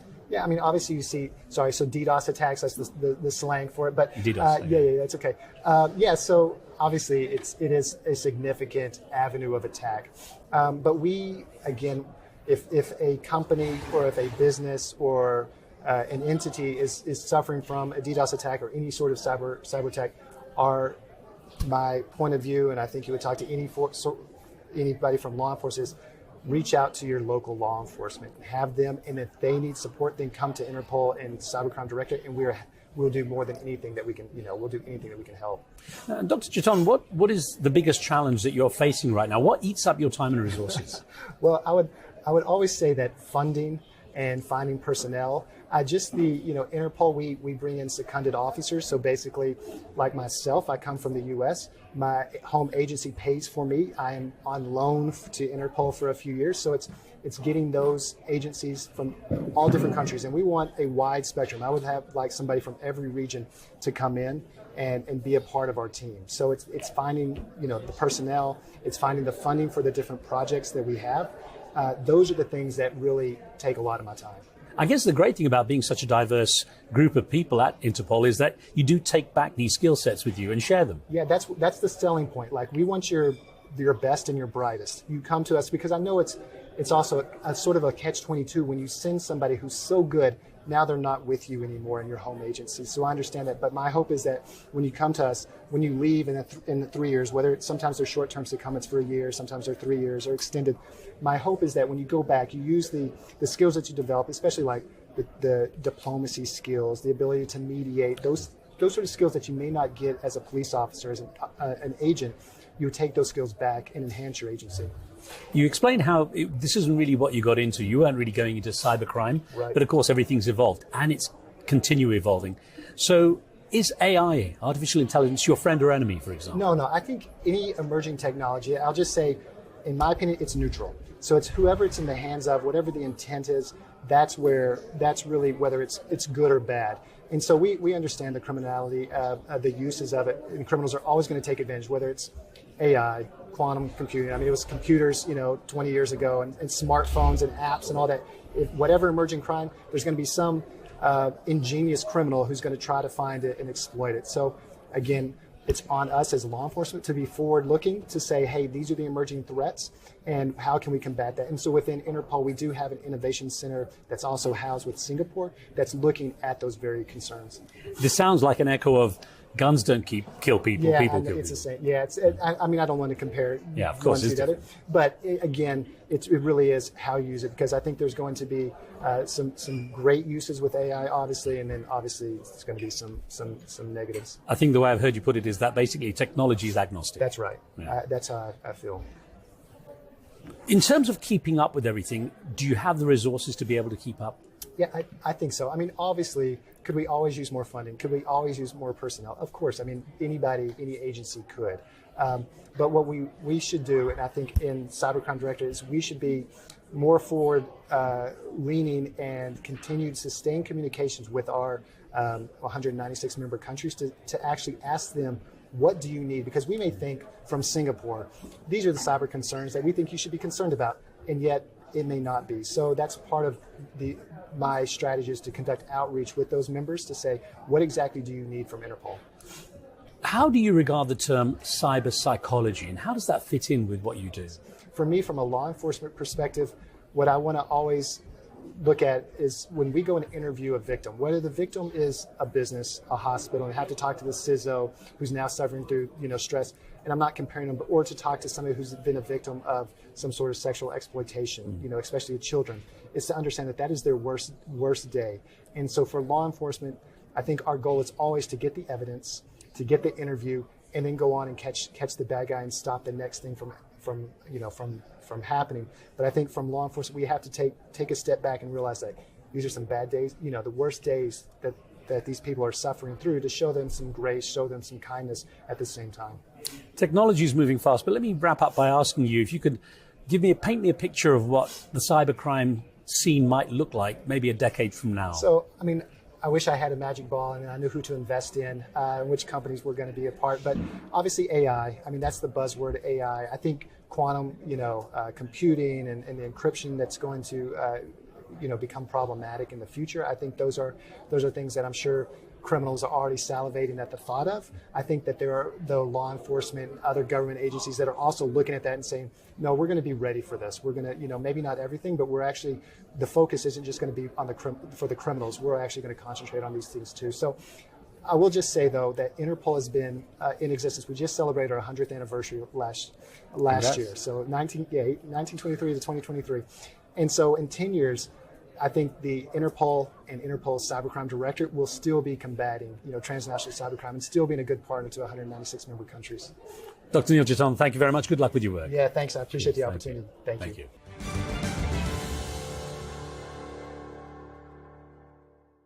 Let's continue that theme of cyber psychology with a woman whose work in the field inspired the hit TV crime drama CSI Cyber. In fact, her character is played by an Oscar-winning Hollywood actress. As many experts will tell you, humans are often regarded as the weakest link when it comes to cybersecurity. Dr. Mary Aiken's work includes profiling hackers and identifying their vulnerabilities. But she's ready to back her own brain against AI any day.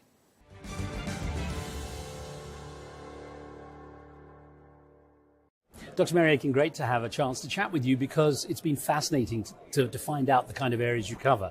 Now, I do want to start, though, with your role on CSI Cyber, how you've been portrayed there. Tell me about that. Yes, actually, I was doing some work for the White House on tech solutions to human trafficking, and there was some publicity around it, and afterwards I got a call from William Morris, and I thought it was Philip Morris, the cigarette company, so I said, I don't do endorsements. Anyway, turned out to be an agency. They brought me to Hollywood. I met some people, and the next thing, they created a division of the show, CSI New York, CSI Miami, CSI Cyber, based on my work, and Patricia Arquette played me in the show. That's pretty good. Huh? It's like your work's at least getting some visibility there as well. And I want to ask you, how much does a TV series like that actually portray the reality? I think that, they're metaphors. So when we're talking about something in a television show, what we're trying to do is sort of provide explanatory value. We're trying to educate general population. So there's a famous scene that we did had this operator looking at code on the screen, and it was all green, and all of a sudden the malware showed up as red, and the operator said, oh, we've got malware. And of course the InfoSec community went crazy because they said, that's not how it works. Malware doesn't jump out as red code. But it was a metaphor that an experienced operator would see it as red code. Of course, there was all this trouble online about it and how we were dumbing down, computer science and InfoSec. And then the US Army cavalry came to my rescue in the form of West Point. And they wrote an article in defense of CSI Cyber saying how important it was. The series aired in 170 countries worldwide. You know, one thing is new to a lot of people is this term cyber psychology. Explain that in a simple way. Cyber psychology is the study of the impact of technology on human behavior. It's about 20 years old as a discipline, which is really young. And I'm one of the pioneers in the field. I'm a professor of cyber psychology in London, and I'm a professor of forensic cyber psychology in the US. Forensic cyber psychology is the study of criminal, deviant, and abnormal behavior, and I'm kept pretty busy. I'm sure. And I love the fact you're not scared to speak your mind, because I know you don't really like the term cyber resilience. Explain why. Yes, so we're here at GCF, and we had a panel earlier today talking about cyber resilience, well, cognitive resilience particularly. And I suppose, you know, as a cyber behavioral scientist, you often come across these terms, and my guess is, and yeah, I'm probably right, I'm sure it was a term invented by a computer scientist who said, well, we've got resilience in systems, and they can, you know, be resilient during an attack, and then they can bounce back quickly afterwards. So let's retranspose that construct to humans and then develop resilience in humans. You know, my point is that, okay, if we're going to talk about resilience, let's talk about the psychology of resilience. So across the general population, if you had, say, 4 people in a family, there's a strong genetic component. One person will have no resilience, 2 of them will be 50-50 on resilience, and 1 will be extremely resilient. So I object to the term because where are we going with collective cybersecurity? Is it a Darwinian push towards survival of the tech fittest? That's not fair. So really, that is an interesting thought. Tech fittest or cyber fittest, in effect. Someone who can handle that. You know, basically, that suggests it's not just a simple vertical silo. It's not something that can be handled in a simple way. It has to be a much broader understanding. I think you've got to factor the human into the equation, and not in a sort of, you know, scientific or computer science or infosec science way of sort of an approximation of what it is to be human. You know, when we talk about protecting critical infrastructure, what is the most critical infrastructure that we're trying to protect? It's humans, us, our families, our communities, our cities, our nations. That's what we're trying to protect, is the humans. From your research and all that you've seen in your studies, how much more vulnerable are we now? The fact we all have devices, young people have access to almost everything. You know, you say cyber psychology, the impact of this technology on our minds, it must be pretty intense. Well, when things go wrong, you know, look, there are a lot of things that are great about tech. You know, I was just asked earlier about internet addiction and how do I control my technology use. I'm probably the worst person. I'm a cyber psychologist. I spend a disproportionate amount of my time online. But the point is, in terms of you and I, we're sort of done, we're cooked. Like, not a lot is going to go wrong in terms of our neural activity and our use of technology.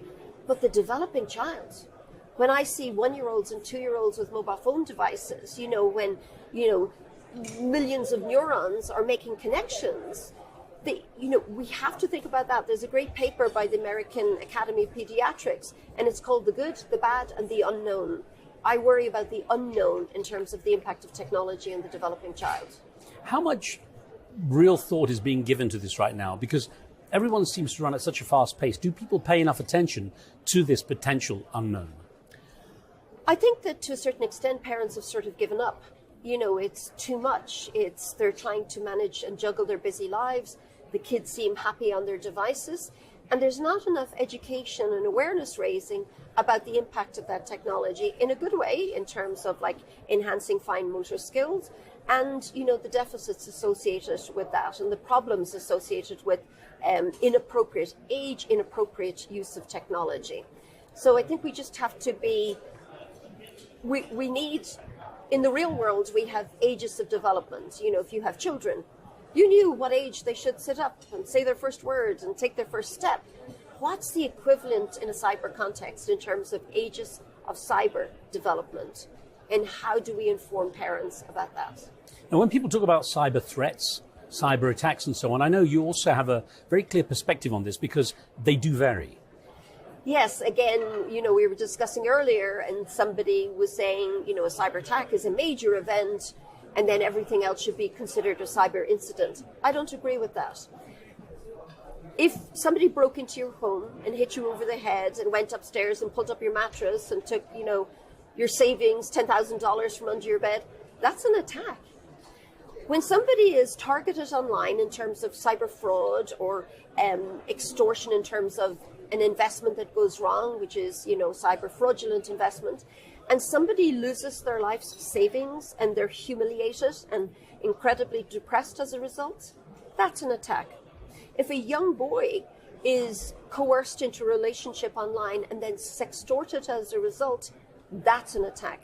If a small business is held to ransom and people lose their livelihood in terms of a ransomware attack, that's not an incident. That is an attack. How do you regard disinformation and deep fakes and fake news? What sort of attack do they present then? I think disinformation, and we've seen in the UK recently how disinformation online can lead to public disorder. And, there's a symbiotic relationship between cyberspace and the real world. What happens in cyberspace impacts the real world. What happens in the real world impacts cyberspace.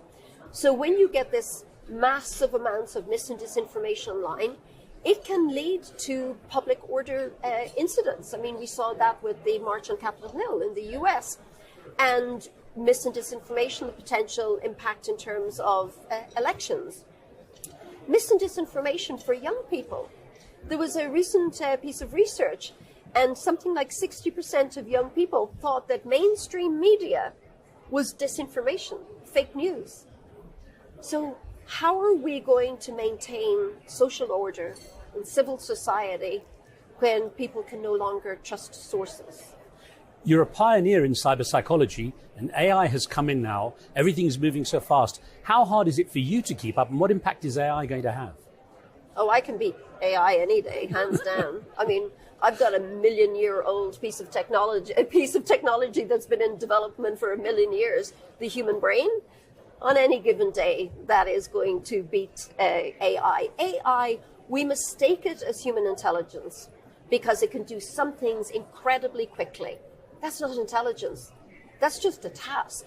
That's like sweeping versus using a hoover. It's not intelligence. As a behavioral scientist, I can categorically say that we barely understand how the human brain works.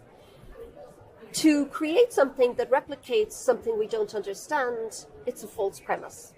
So I think what we have to do is look at not AI replacing humans, but IA, intelligence augmentation, the work of Licklider, who wrote in 1950 about man-computer symbiosis, that symbiotic relationship between man and machine, placing the human at the center of the decision-making process.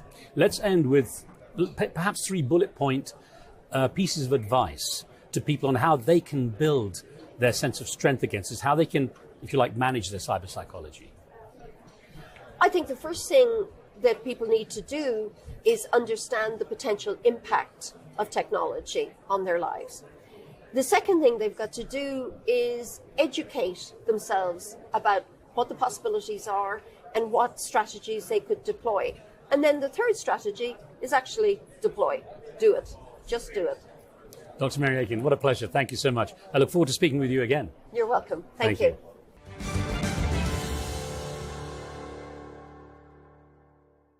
Sound advice from cyber psychologist Dr. Mary Aiken.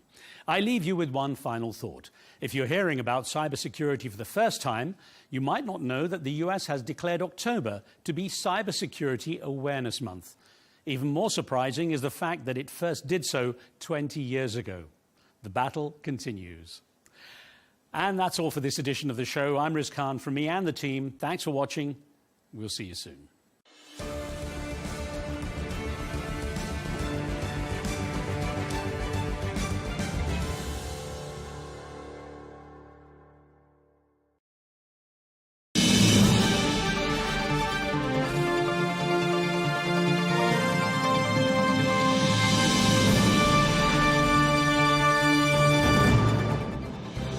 Hello and welcome to Global News Today, bringing you exclusive insights and fresh perspectives from leading experts and influential decision makers every single weekday here on Arabiya News. I'm Tom Burges Watson. Coming up on today's programme, Israel denies it is stopping humanitarian aid to Gaza, as Israel's military says 50 trucks carrying supplies from the World Food Programme entered northern Gaza through the Erez crossing. Well, this comes as the US gives Israel 30 days to boost humanitarian access to Gaza or risk having some US military assistance cut off. Israel resumes airstrikes on Beirut just hours after the US voiced its concerns over the scale of attacks on the Lebanese capital.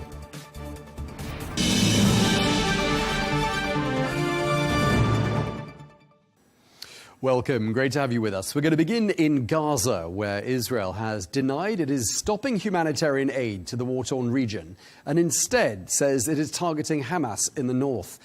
Well, this comes as Israel's military body, COGAT, that is the Coordination of Government Activities in the Territories, announced that 30 aid trucks from the World Food Programme had entered Gaza through the Erez crossing, marking the end of a 2-week hiatus during which no food aid was delivered to the north.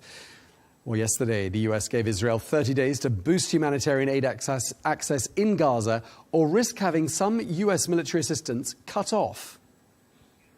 Well, earlier, the Gaza Health Ministry said that at least 65 people had been killed during the course of the last 24 hours.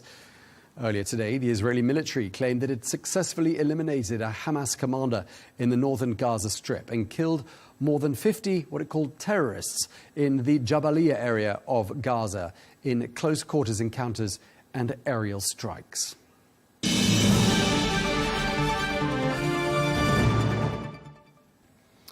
Well, for more on all of this, I'm joined by retired colonel of the Israeli military intelligence and senior fellow at the Institute for Counterterrorism at Reichman University, Miri Eisen.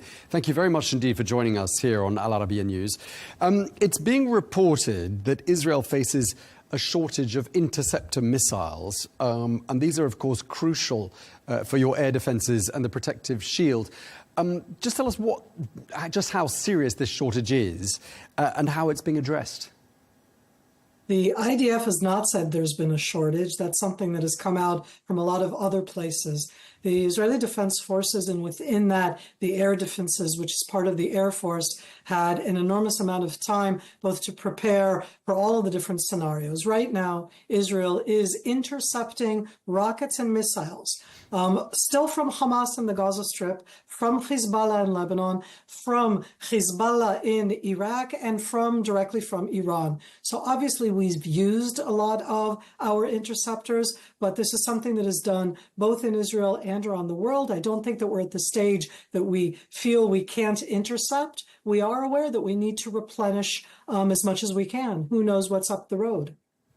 Sure. And I mean, there's all these different mechanisms for intercepting and how Israel defends itself. There's the Iron Dome, which I gather is for short-range drones and missiles. There's David Sling, which is for intercepting heavier rockets. The Arrow system, which blocks ballistic missiles. And then the US says it's going to be deploying the THAAD defense battery. Just tell us what that will add to the level of protection that Israel will have.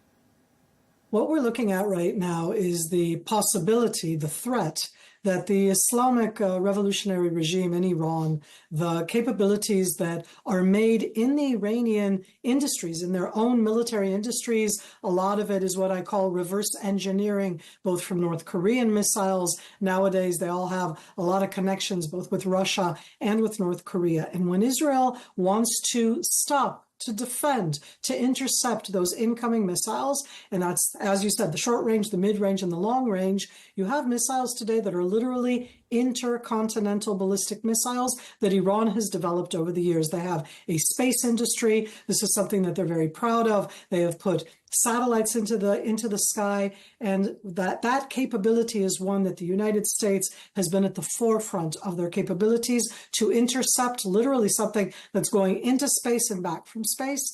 It's the combination of one layer on top of the other, and I do it with my hands as one on top of the other. All of them give protection to all of the people underneath, let's be clear, none of them are 100%, meaning with any type of system like this, you always have a percentage that may get through these protection systems. And with regards to a potential attack by Iran, in terms of the timing, it's unlikely to come before Israel's counterattack on Iran for the last Iranian attack, which was 3 weeks ago. Is that attack going to happen sometime soon, do you think? And what form are you expecting it to take? When we look at it from Israel, and I think that inside the Middle East, we look at it a little bit differently than the rest of the world. This isn't tit for tat. The Islamic regime of Iran, through the Iranian Revolutionary Guard and a lot of their other arms, are the destabilizing, arming endless munitions, endless arsenals throughout the Middle East. The Houthis in Yemen, Hezbollah in Iraq, Hezbollah in Lebanon, and they themselves have fired directly against Israel in that missile attack, both in April and now again in October. So it isn't that suddenly there's something that starts and it's tit for tat. When we look at the Iranian capabilities that they've built up in their own industries over the years, they have every range of missiles and UAVs, drones that you can think of. Short range, mid range, long range. At the end, Iran is over 1,000 kilometers, almost really over 1,000 miles distance from Israel, which means that they have to have long-range missiles that are mainly a different type of rocket that has a guidance system. And for those, we are looking at the capabilities to intercept. Most of the types they have take, just because of the time it takes, 10 to 12 minutes to reach Israel. That gives you time to detect them, to intercept them in the air, to give early warning for people to go into shelters, to try to be as protective as possible. In the last 2 times, they fired 200 to 300, more or less at the same time, different types of projectiles. I would say that they have the capability to fire hundreds of rockets and missiles at the same time. And at the end, it's about the distance until they arrive here. I really would like to see this not happening. Israel did not choose a war, does not want a war, not a war with Iran, not a war with Hezbollah or Hamas. Having said that, I hope that we are ready for it, both with the defense systems, but also by preemptive actions. Yeah, Israel's defenses were severely tested on Sunday when Hezbollah killed 4 soldiers in Binyamina. One of your colleagues said in response to that, I'm talking about Asaf Orion, who's a former Israeli brigadier general, he said, we're not seeing Hezbollah's full capability yet. I just wonder what you think he means by that and what sort of capability he is implying we might see in the future from Hezbollah. So, Tom, I'm a person of words. So first I'm going to come and say we weren't severely tested on Sunday. I say it sadly. This is called statistics. We intercept 90 to 95%. And what we saw on Sunday was the one that got through. We'll learn the lesson from that one. But that doesn't change the equation. That's not a game changer. It's a horrific tragedy in its own way. But just like you can have a terror attack, even though you prevent 98%, the percent that gets through is an entire world. And I say that because I absolutely agree with Asaf, an old colleague and friend. I agree with him on this sense that Hezbollah has enormous capabilities. A small amount of them Hezbollah made on their own, mainly an industry that was established again by the Islamic regime of Iran in Lebanon and in Syria. But Hezbollah also has all of the cutting edge weapons that Iran was willing to give them. There was an open line of supply from Iran through Iraq, through Syria to get to Hezbollah in Lebanon. And I too do not see Hezbollah using the full extent of what I expected them to use. But here I'm going to put 2 caveats. Maybe they're not using them because we are preemptively attacking and destroying, degrading portions of it, not all of it, so they can't use it. And maybe they're not using them because they are holding back. And if they're holding back Hezbollah, it's only because the Islamic regime of Iran is the one that would tell them hold back, because Iran built this whole system so that nobody would ever attack Iran. They are the destabilizer, and that's part of the Iranian defense system. So both options are there. It could be both at the same time. They don't have enough capabilities and they want to hold back what they have. I would have expected to see swarms of drones, similar to what we've seen, unhappily, in the Russia-Ukraine war. We have not seen swarms here. We've seen singular ones. I expected to see 100, 200, 300, even 1,000 different types of projectiles fired within an hour, because that would overwhelm. It wouldn't stop our systems. It would just statistically make them less effective. And they haven't done so. And I do think that it's because they don't have, that we've degraded the capability and that they're holding back portions for that last day when Iran gets attacked. Yeah, you mentioned the Iranian weapons, but it's reported that Hezbollah has also got some Russian and Chinese weaponry, in particular anti-tank missiles. Do you think that's likely? Do you think they actually do have those weapons? The Israeli Defense Forces in the last 3 weeks have been acting in a kilometer area adjacent to the Israeli-Lebanese border on the Lebanese side. Tom, there is enormous footage that for some reason everybody's ignoring right now that has been put out from the tunnels, subterranean tunnels, just like you have in the Gaza Strip, only in the Lebanese terrain, where you have in these tunnels ATGMs, MLRSs, different types of RPGs, and absolutely have written on them, both in Russian and in Chinese, all of the above. It is an enormous cache of weapons. You know, it's not, hi, I just found 50 RPGs. You're finding an amount which is literally a terror army that has capabilities that very few standing militaries in the world have. Hezbollah, mainly in the Radwan force, had deployed in these underground caches directly next to the border. So there's footage of it. You can bring it up and see with the letters, both in Chinese and in Russian. And there's an argument, isn't there, that Russia's got a vested interest here. They want the warfare to continue because it will exhaust US stocks of interceptor missiles, which we talked about at the beginning, because at the moment the United States is providing some of them. They're also giving some to the Ukrainians, and they'll reach a point, won't they, given supply and demand, that they'll have to choose between Israel and Ukraine. Russia, as we speak right now, is using Russian airplanes to bomb in northern Syria against some of the areas where you have, it's jihadists, but it's other types of anti-Bashar Assad forces. So Russia is involved not just in supplying weapons, it is using Russian airplanes with Russian pilots right now to bomb physically inside northern Syria near the Turkish border. Russia buys from that Islamic regime of Iran that I talk about so extensively. They buy drones, UAVs. So we're talking about what is, to a certain degree, I don't want to call it a new alliance, but at the end of the day, is it just economic? Is it also ideological? Absolutely, Russia has a vested interest. They have an interest both in their forces on the ground physically that have been in Syria for many, many years, since the Soviet Union times, but also in the fact that their weaponry is the one that's used by a lot of the different countries in this area. So they're trying things out. They're on the ground.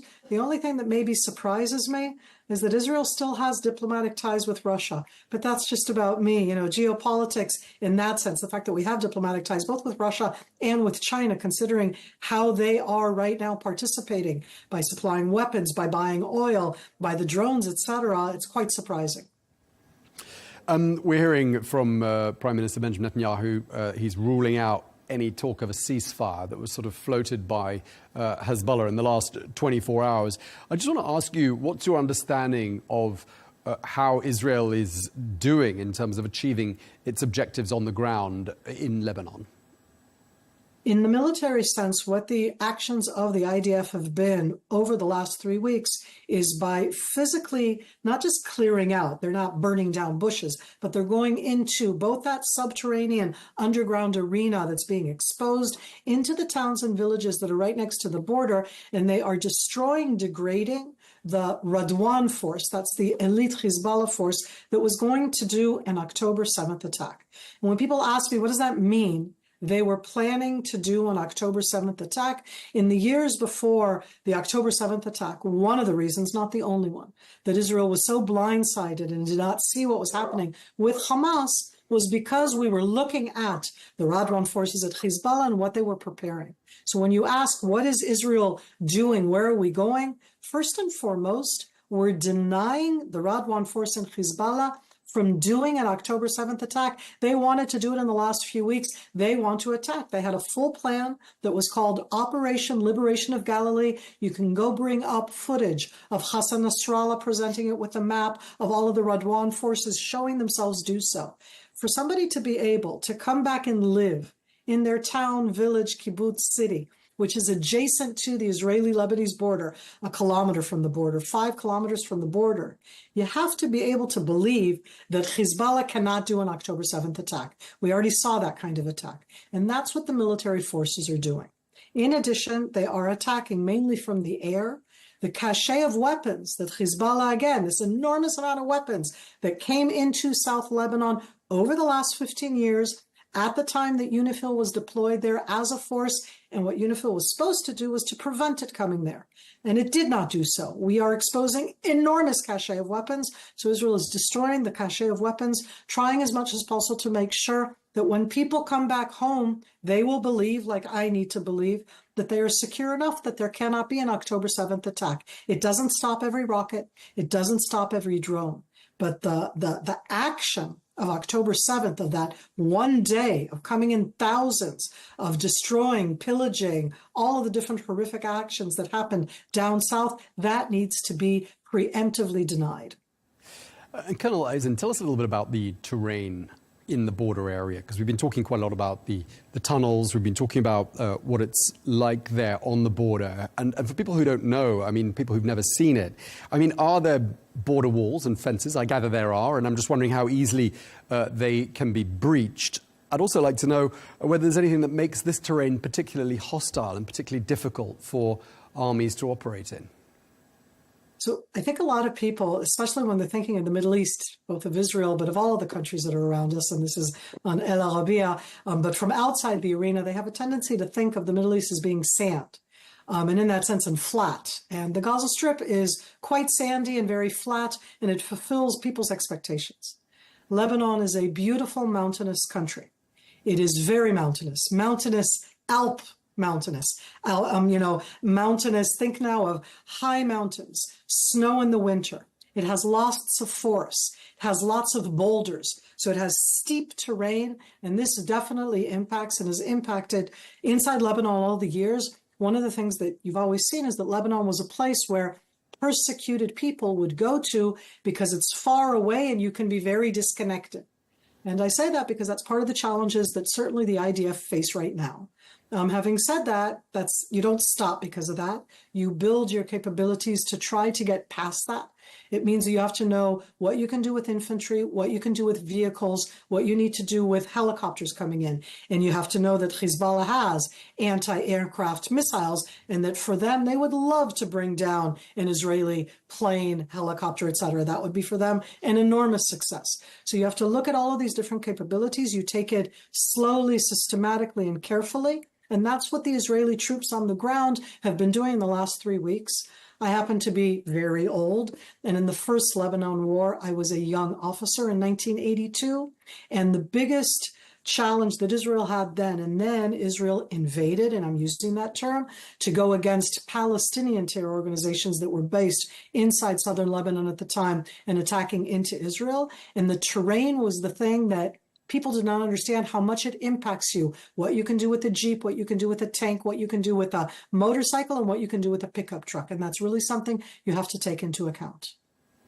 Okay, well, I'm being told we're out of time. There was lots more I would love to have had time to discuss with you, but we're going to have to leave it there. Colonel Miri Eisen, thank you very much indeed. Thank you so much, and happy holidays. Chag Sukkot Sameach.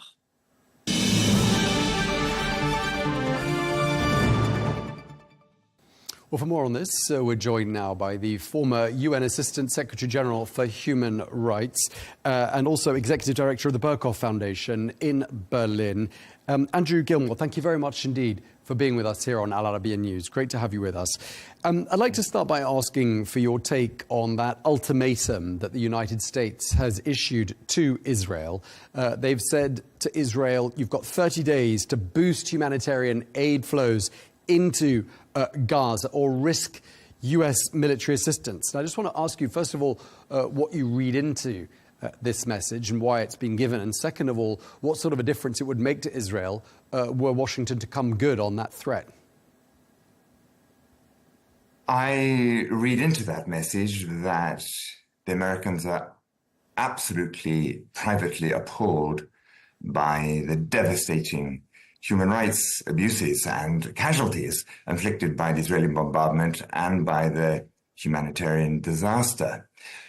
As to your second question, what it would have, what impact it would have an absolutely devastating effect on Israel if they believed it. And I suspect they don't, because there's nothing that they have done or they think that they can do that would lead to such an outcome. They simply do not believe that the Americans will actually blow the whistle on them and say this is absolutely unacceptable, because if they've killed this many civilians over the past year and seem to be planning to kill a great many more in the next month, and I noted that they've been given another 30 days sort of grace period to do it, I don't really see what incentive they would have to change their tactics. I don't think they believe the Americans will do that. And in any case, the Israelis will be thinking of the American elections, which the results will be known by then, so that they will factor that into their calculations too. It's quite late in the day, isn't it, as a threat, given that we're more than a year into the horrific humanitarian situation in Gaza and now an unfolding humanitarian disaster in Lebanon as well. Are you surprised that America hasn't said more and sooner than what it put out, I think it was on Sunday when that letter was sent to Israel? Yes. I mean, had it been the Trump administration in power, I don't suppose I would have been surprised. But I am surprised that the Biden administration, or rather, I was surprised, but over the past year, I've stopped being surprised. There seems to be literally no limit that can cross their threshold. Yeah, I was going to ask you later in the programme, but now seems like an apt moment to ask you this question, because, of course, there are just 2.5 months left of the Biden administration. And I'm just wondering what its legacy will be with regards to events in the Middle East. I wish the Biden administration I have no ill will towards them. But in terms of the Middle East, what they have allowed, what they have not just allowed, but provided full-on diplomatic, political, moral, and above all, military support for in the last year is surely what they will be remembered for. And the fact that the casualty rate is so high, that the suffering is so high, that the deliberate targeting of journalists and UN workers in Gaza, and now major harassment of UN forces in southern Lebanon, and of course civilians in Lebanon as well. I don't see how they can be remembered for anything other than that, a series of vague sort of trying to pressure Israel in the gentlest possible way, in private, they say, but we don't know because nothing in public is really said about it, asking them to behave in a more restrained way, less lethal way. But I don't think they can be remembered for anything other than presiding over this humanitarian cataclysm, frankly. And diplomatic failures, because countless visits to the region by the US Secretary of State have yielded no results. There hasn't been a ceasefire in Gaza since November of last year. So clearly, very few success stories to their name with regards to diplomacy. Very, very few indeed, absolutely. But I think we can explain that in the sense that they had no stick. They just pleaded with the Israelis, please don't kill quite so many children. And the Israelis say, why should we listen to you? Because what are you going to do if we don't? So, and the Israeli leadership had that calculus all along that they could get away with it. Just talking about the humanitarian situation in Gaza more specifically, earlier on this year you said in Gaza we're probably seeing the highest kill rate of any military since the Rwandan genocide of 1994. Two questions on that. Do you stand by that statement, and can we switch it from probably to definitely? And are you, in comparing the kill rate to the Rwandan genocide, prepared to describe and characterize what's happened in Gaza as having been a genocide? No, I said that, and interestingly, I said probably because I wasn't sure, that in that period, I think I said it in March, or possibly it's February, that in between October and February, no, and I shouldn't have said military, because actually the people who did the killing in Rwanda were not military, they were militias. But of course, in Gaza, it was very much a military. But nobody had killed that many civilians, in particular women and children, at such a high ratio. A number of people questioned that, but nobody, literally nobody, including people who wrote in angry letters to the messages to the BBC, ever came up with a previous example in the last 30 years that indicated that there had been a higher kill ratio. So on that grounds, I don't know for absolute certain that one can't find another example elsewhere in the world in the last 30 years, but I know that nobody has been able to present one to me in the last 7 months since I said that. Let's talk about this so-called General's Plan. The General's Plan is a plan put together by a group of retired Israeli generals, and their plan would be to starve out Hamas militants from northern Gaza by sealing off humanitarian aid. Obviously, hundreds of thousands of people's lives would be in danger, the lives of innocent civilians. How seriously do you think that plan is being taken by the Israeli Prime Minister? Of course, I don't know how seriously, but I would have thought that the fact that, as you've just said, such tactics would lead to hundreds of thousands of people having to be moved yet again and going through famine situation and bombardment and everything else, leading to probably tens of thousands more casualties. From what we have seen, both of the Israeli generals and of the Israeli leadership, I don't see why that would hold them back in the absence of sustained international pressure. And as we discussed before, the Israelis don't feel that there is sustained international pressure for them to desist from such a policy. Such a policy would be illegal, though, wouldn't it, under international law? And it would set some very dangerous precedents for other countries to employ in the future. And it would be very difficult to then hold them to account for having done so. Absolutely. And for those of us, including myself, for example, who also feel very strongly about very probable Russian war crimes in Ukraine, for example, it is very problematic because when we talk about these issues in Ukraine, other people point out, well, hang on, why are you silent about Gaza, where actually there are probably worse war crimes being committed? So, of course, it's a terrible precedent. And that is, for anybody who's been involved in the human rights movement globally, I mean, the great problem is when people take a selective approach. Because if you take the view that war crimes are only committed by my enemies and anybody I like can't commit war crimes because they're my friend, and we won't call them out on it, then that just destroys the whole basis for discussing human rights and violations, serious violations, which are known as serious violations of international humanitarian law, is a long-winded way of saying war crimes. And all of that effort to raise awareness and try to get people to be less willing to carry out such actions is weakened when there is a selective approach. But of course, there's a lot more that's been illegal, and indeed the UN Secretary General and indeed many other leading international players, including the EU's Commissioner Borrell, have been pretty outspoken about this, but it hasn't had much of an impact, as you can see. Yeah, and just you wearing your former UN hat, I'd like to ask you about the United Nations, because, of course, they seem to have run out of adjectives to describe the situation in Gaza. The words totally unacceptable have become rather hollow because they're so overused. And I just want to ask you, I mean, clearly Israel has an issue with UNRWA in Gaza, UNIFIL in Lebanon, these UN institutions. And the Israeli Energy Minister, Eli Cohen, has described the UN as being a failed organization. I just wonder whether you think, given that the UN has not managed to prevent the degree of bloodshed in Gaza, whether perhaps he's got a point. Well, those two issues you just mentioned don't cancel each other out, because on the one hand, if it's weak, it's weak because the member states have not put their weight behind the UN. And this is a perennial issue. I worked for the UN for 30 years. Member states talk about UN values, but when it comes to actually supporting the UN, when the UN is in a difficult position, they don't do it.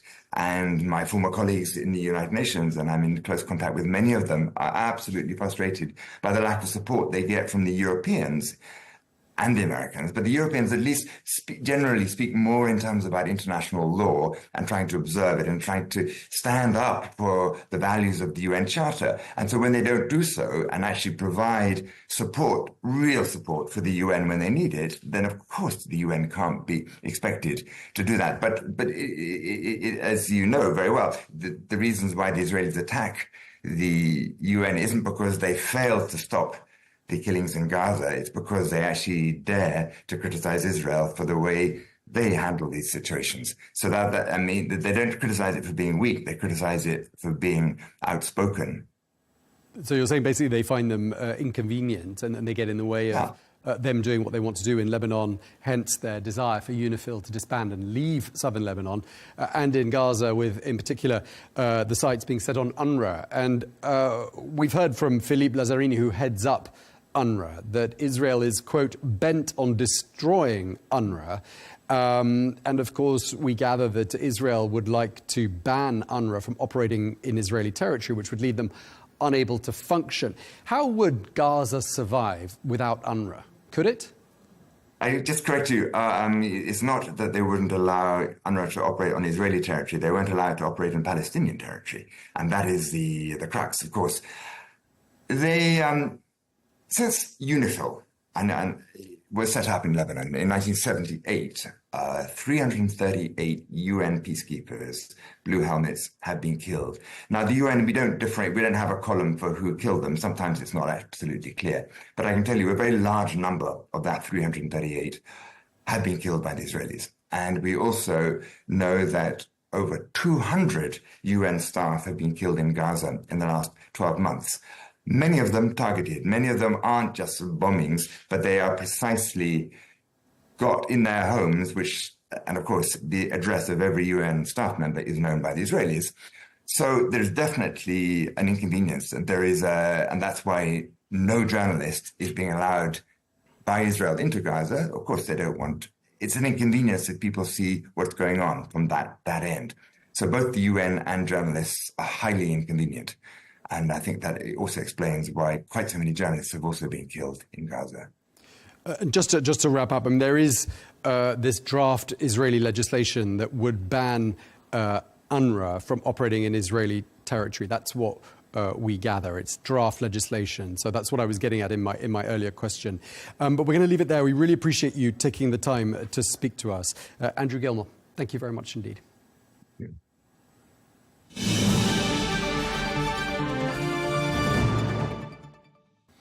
Well, for more on this, I'm joined now by the Country Director for the International Rescue Committee, the IRC, in the occupied Palestinian territories. Bart Witteveen, thank you very much indeed for joining us here on Al Arabiya News. Clearly, there's a horrific situation in Gaza, especially so in the north of the enclave. Could you just tell us what's your understanding of just how bad things have got there? Well, as we all know, we're into this escalation, this latest crisis in Gaza for well over a year now, and the situation has fluctuated. It is quite extraordinary in terms of humanitarian crisis. And what we can say is over the last 4 to 6 weeks, the situation in northern Gaza in particular has deteriorated significantly. In terms of military operations, in terms of forced displacements, and most recently, an almost complete closure of the entry points into northern Gaza as of the 1st of October, something that wasn't alleviated until several days ago when the first trucks were once again allowed in. So you can imagine this combination of very little supplies going in, escalated military operations and forced movements of the civilian population. And the situation has really become very complicated. Yeah, and today, unfortunately and very, very sadly, is the 16th of October, which is World Food Day. And clearly, our thoughts go out to people, with nothing to eat there in northern Gaza, as you're saying. Israel appears to be cutting the north off from the rest of Gaza. I just want to ask you whether this sounds to you like that so-called general's plan that was put forward by some retired Israeli generals with a view to starving out Hamas leaders from the north of the enclave. Does it sound to you like that plan is now in action? Well, I don't think I'm in a position to speculate on the military strategy that's being deployed. What I can comment on is the access, humanitarian access, both in terms of the ability of the civilian population to access our assistance, as well as the access of our ability to bring in humanitarian commodities into Gaza. And this is where we are facing severe constraints over the past weeks. I could extend that to over the past months, where this has become extremely difficult. And just to be clear, if food is being used as a weapon of war, people are being given the choice to move and potentially be safe, but no guarantees there, or stay and not be safe. I mean, that sounds as well like a forcible transfer. Both of those things, using food as a weapon of war and forcible transfers, are illegal under international law, aren't they? That certainly is the case. But again, I can't speculate on the intentions of those who are making those decisions. What I can confirm is that access to humanitarian assistance has fallen precipitously to the point where the acute rates of food insecurity, which were already at crisis or worse levels across the population, are being further exacerbated to what essentially is the limiting point. We speak in humanitarian language of a catastrophic food insecurity. If things don't change significantly over the coming period, that is precisely where we'll end up. Yeah, and people who are told to leave northern Gaza and told to go somewhere else, I mean, that begs the question, doesn't it? Where can they go? Is there anywhere safe? And do you think people are reluctant to leave the north of Gaza because they've had lots of guarantees of safety in the past, but their trust in those guarantees has been severely undermined, I'd imagine, during these last 12 months?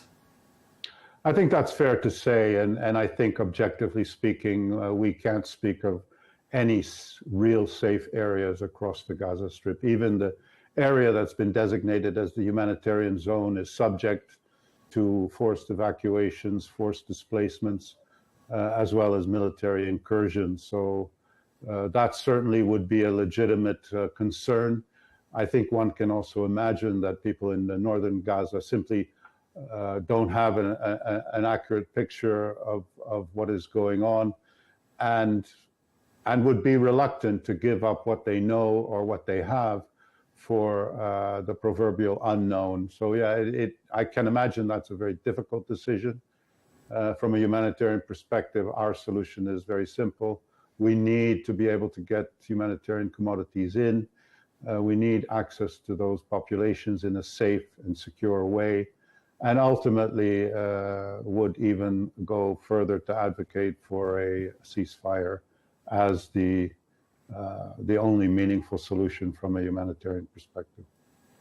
I'd just like to ask you how quickly the situation, the humanitarian disaster in Gaza is unfolding, especially in the north, because a survey was done last week by a medical organization. They said that 10% of children in the north of Gaza are severely malnourished. That was last week. How long does it take to get from a situation like that, where 10% of children are malnourished, to the point that they're really at very high risk of famine? That can go very quickly. I mean, those type of deteriorations can take place over a period of 10 days to 2 weeks, especially if the cutoff of access to food is as acute as it could be. I think the 10% is a credible figure.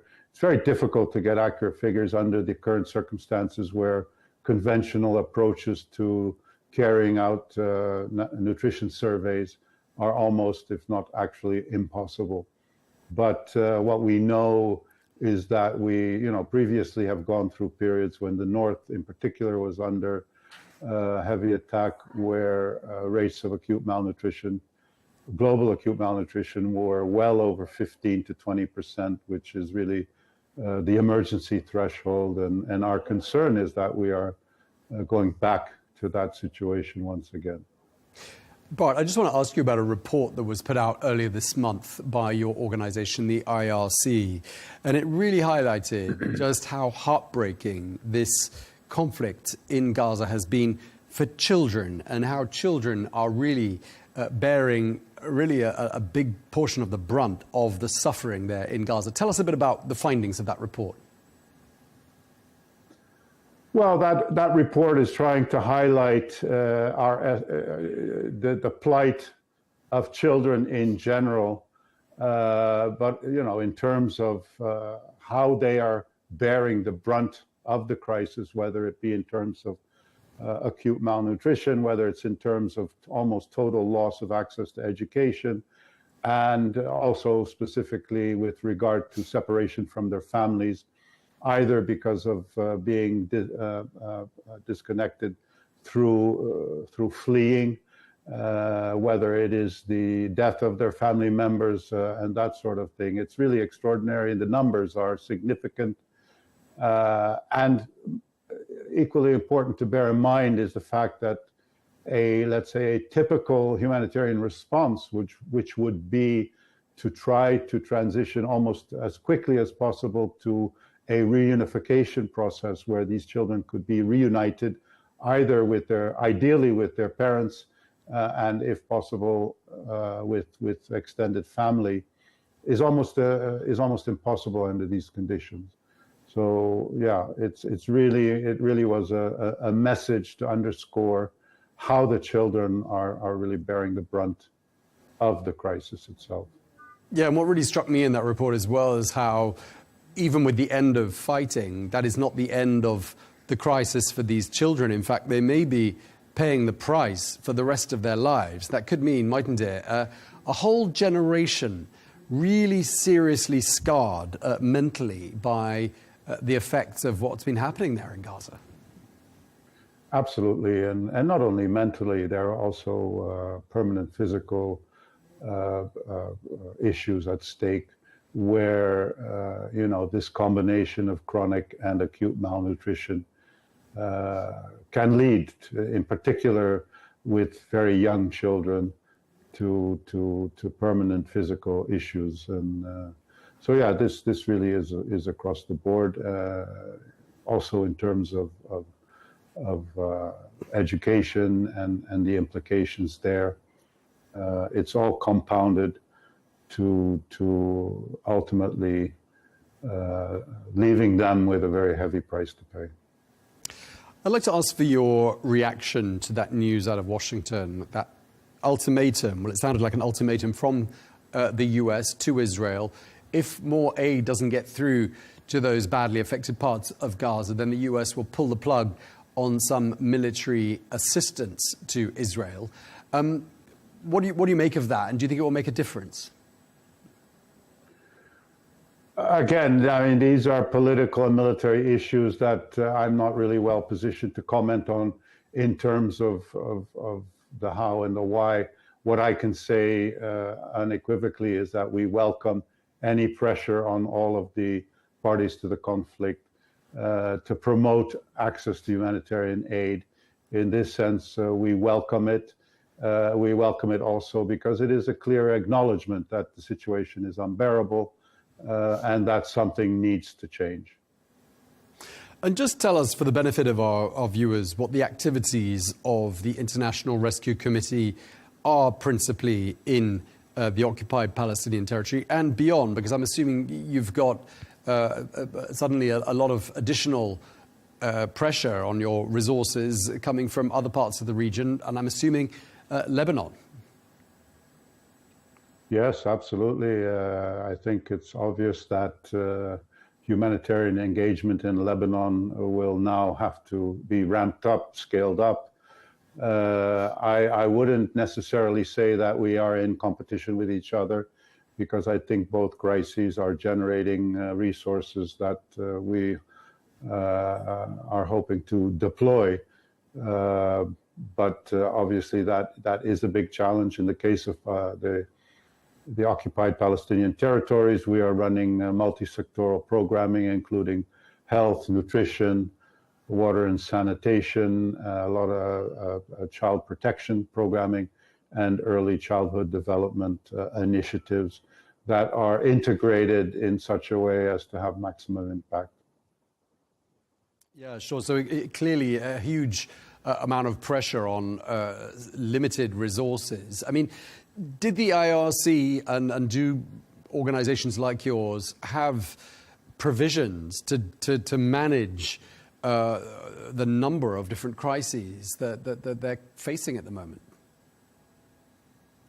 I think the simple answer to that is the global resources available to respond to the global humanitarian crises is severely insufficient. I'm not aware of any humanitarian appeal that is fully funded. The degree of funding varies across each crisis. Typically, if we get 50% of what we estimate should be an appropriate response, then we're very, very happy. To be frank, I'm not sure where we stand on the appeal for the occupied Palestinian territories, but to say that we don't have enough is certainly an accurate statement. Okay, well, thank you very much indeed for taking the time to speak to us. Bart Witteveen of the IRC, thank you very much indeed. Thank you for the opportunity. Well, turning to Lebanon now, where at least 15 people have been killed in Israeli airstrikes on homes and a healthcare center in Qana. That's a southern Lebanese village that's previously been affected by Israeli massacres in both 1996 and 2006. Well, at least 5 people were also killed when an Israeli airstrike hit a local government building in Nabatea in southern Lebanon. Well, officials say the town's mayor is amongst the dead. Well, earlier today, airstrikes also targeted the southern suburbs of Beirut just hours after the US voiced its concerns over the scale of the attacks on the Lebanese capital.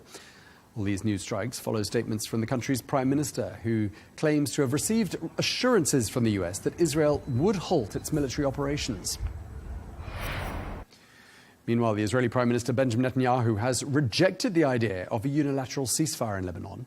In a call with the French President Emmanuel Macron, Netanyahu said that a ceasefire wouldn't improve the security situation and would only restore things to how they were before. He also told Macron that Israel wouldn't agree to any deal that allows Hezbollah to rearm or regroup. Well, this comes after Emmanuel Macron pressed Israel to follow UN resolutions, including ending its occupation of Palestinian territories.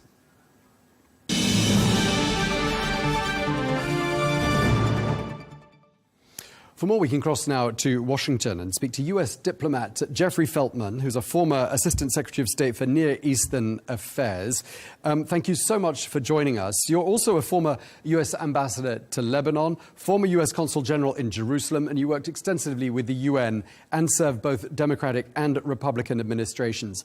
Thank you so much for taking the time to speak to us. Clearly, from your credentials, lots we can ask you about. But I'd like to ask you about your experience in Lebanon, because you served during the years 2004 to 2008, meaning you were the US ambassador right in the middle of the 34-day war between Israel and Hezbollah. And I just want to ask you, 20 years since that war, here we are, and I'm assuming you're feeling a depressing sense of déjà vu.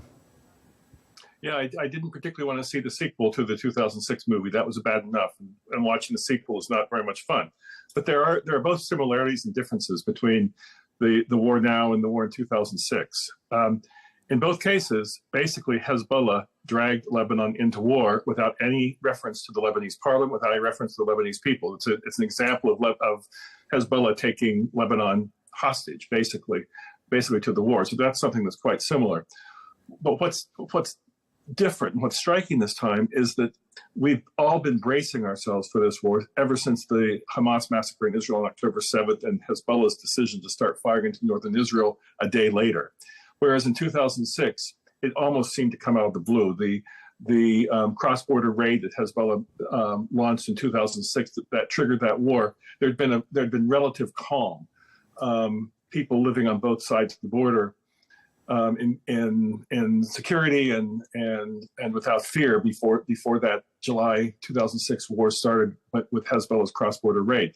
So there's been time to prepare emotionally, time to prepare shelters, things like that. But I think that the escalation over the past 3 weeks has been far more rapid and far deeper in terms of the Israeli strikes than people anticipated, even having watched this with trepidation for a year. Yeah, escalating even in the absence of leadership at the helm of Hezbollah. I'd just like to ask you about something you said following on from the death of Hassan Nasrallah. You described Hezbollah as being Iran's most successful export. And I just want to ask you, leading from that comment, just how seriously degraded you think Hezbollah has been during the course of these last 3 weeks or so? I mean, I will admit that Hezbollah has its military capabilities, its leadership circles have been seriously degraded, far more than I would have anticipated being the case. That the Israelis have shown great success in penetrating Hezbollah in terms of intelligence, in terms of understanding Hezbollah's movements, Hezbollah's locations. So that I think the military degradation has been quite significant. But I think it is impossible for the Israelis to eliminate Hezbollah. Hezbollah is not only Iran's most successful export, as I described it, less successful perhaps than I assumed when I made that statement, given the degradation, but it's also a political and ideological movement. It also has deep roots inside Lebanon. Many Lebanese, absolutely for very good reason, loathe Hezbollah, the wars being a good example. But there are other Lebanese who identify with it, who feel that it has given them a sense of dignity and worth. So I don't think the Israelis are going to be able to eliminate Hezbollah from the Lebanese political landscape. But I do think that they have seriously degraded their military capabilities. Isn't there a risk that Hezbollah actually emerges from this, whatever the end game is, stronger than it was before? Because at the moment, the people of Lebanon have the choice between not supporting Hezbollah and appearing to sympathize with what Israel is doing, or supporting Hezbollah. And it seems most people are doing the latter. Well, I worry about a couple of things right now. When I look at the internal Lebanese political situation, I remember very well in that 2006 war that you raised at the beginning of this interview, how at the beginning of that war, how furious the Lebanese were. The vast majority of Lebanese were just absolutely infuriated that Hezbollah had dragged them to war, that Hezbollah had provoked that war, triggered that war. They were having a peaceful summer. There were family and tourists were visiting from overseas, and then all of a sudden they were at war. But as the Israeli bombings continued, including in non-Hezbollah, what the Lebanese would consider non-Hezbollah areas, Christian areas, Sunni areas, etc., Druze areas, the public opinion turned. Public opinion turned its fury away from its initial fury against Hezbollah and then fury against Israel. And that benefits Hezbollah. When the fury of the Lebanese solidifies solely against Israel, that benefits Hezbollah. So I worry that Israel is going to overreach. Israel's invasion in 1982 created the conditions from which Hezbollah emerged. And so I worry that basically you could have Hezbollah 2.0 emerging from this. But the other thing that concerns me, and you may have, I'm sure that your network reported on Naim Qassem, the Deputy Secretary General of Hezbollah, probably acting Secretary General since Nasrallah's death. He gave a speech yesterday where he hinted at basically threatening the Lebanese who are against Hezbollah's hostage taking of the Lebanese state. So one thing that concerns me is not that Hezbollah will immediately emerge stronger in terms of its military capacities to attack Israel, but it will turn its weaponry against other Lebanese to solidify its control of Lebanese state institutions. Hezbollah, if past is prediction of Hezbollah's behavior after this war, they will be patiently trying to rebuild their capacity. But to rebuild their capacities, they're going to need to maintain the type of control of the Lebanese state that allowed them to import weapons, technology, etc., defying the rule of law and public accountability of the state. May 2008, Hezbollah turned its weapons against the Lebanese people, against the Lebanese state, when the state tried to impose the rule of law over Hezbollah institutions, telecommunications, customs, etc. I worry that the immediate aftermath of this war, Hezbollah will try to deepen its penetration of Lebanon in order over the long term to rebuild the deterrent capabilities that Iran once Hezbollah to practice, but that has actually been less successful than I think has Iran's investment suggested. Is there any way to stop that eventuality? I mean, what's Israel supposed to do in order to stop Hezbollah, therefore, emerging from all of this stronger, as you've just described? Should they be going after Iran in a more severe way than they have done up until this point, and really try to get to the source of Hezbollah's funding and ideology, as opposed to tackling this proxy of Iran on the ground in Lebanon, where they're so deeply entrenched? Look, Hezbollah has posed a deep threat to Israel. The idea of Israel going after Hezbollah is a concept I think we all understand. But Israel has to be careful not to overreach. Israel's reaction to the first Palestinian Intifada essentially created the conditions for Hamas. Israel's 1982 invasion of Lebanon essentially created the conditions for Hezbollah. You see a repeated effort by the Israelis to address a legitimate security threat, but they go too far. And so looking to try to choke off the financing of Hezbollah, trying to prevent the weapons smuggling of Hezbollah. I think all of us are all for that. But if they turn Lebanon into something that looks like Gaza looks like today, you're just going to have, that's what's going to lead to a stronger Hezbollah, because you're going to unite the Lebanese people in solidarity against Israel, and you're going to destroy any semblance of other institutions inside Lebanon. Now, the Lebanese themselves have a responsibility here. And another concern I have, on top of the ones I've already mentioned, is Lebanese passivity. The Lebanese saying, woe is us. We don't have any agency here. It's all the outside powers. It's Iran, it's Israel, it's everybody else. The Lebanese themselves have a responsibility to try to strengthen their own state institutions, to try to transcend that Lebanese passivity, that they have no agency, that they have no control. So I would look at a combination of things. How do you tighten the screws against Hezbollah's financing, Hezbollah's arms smuggling?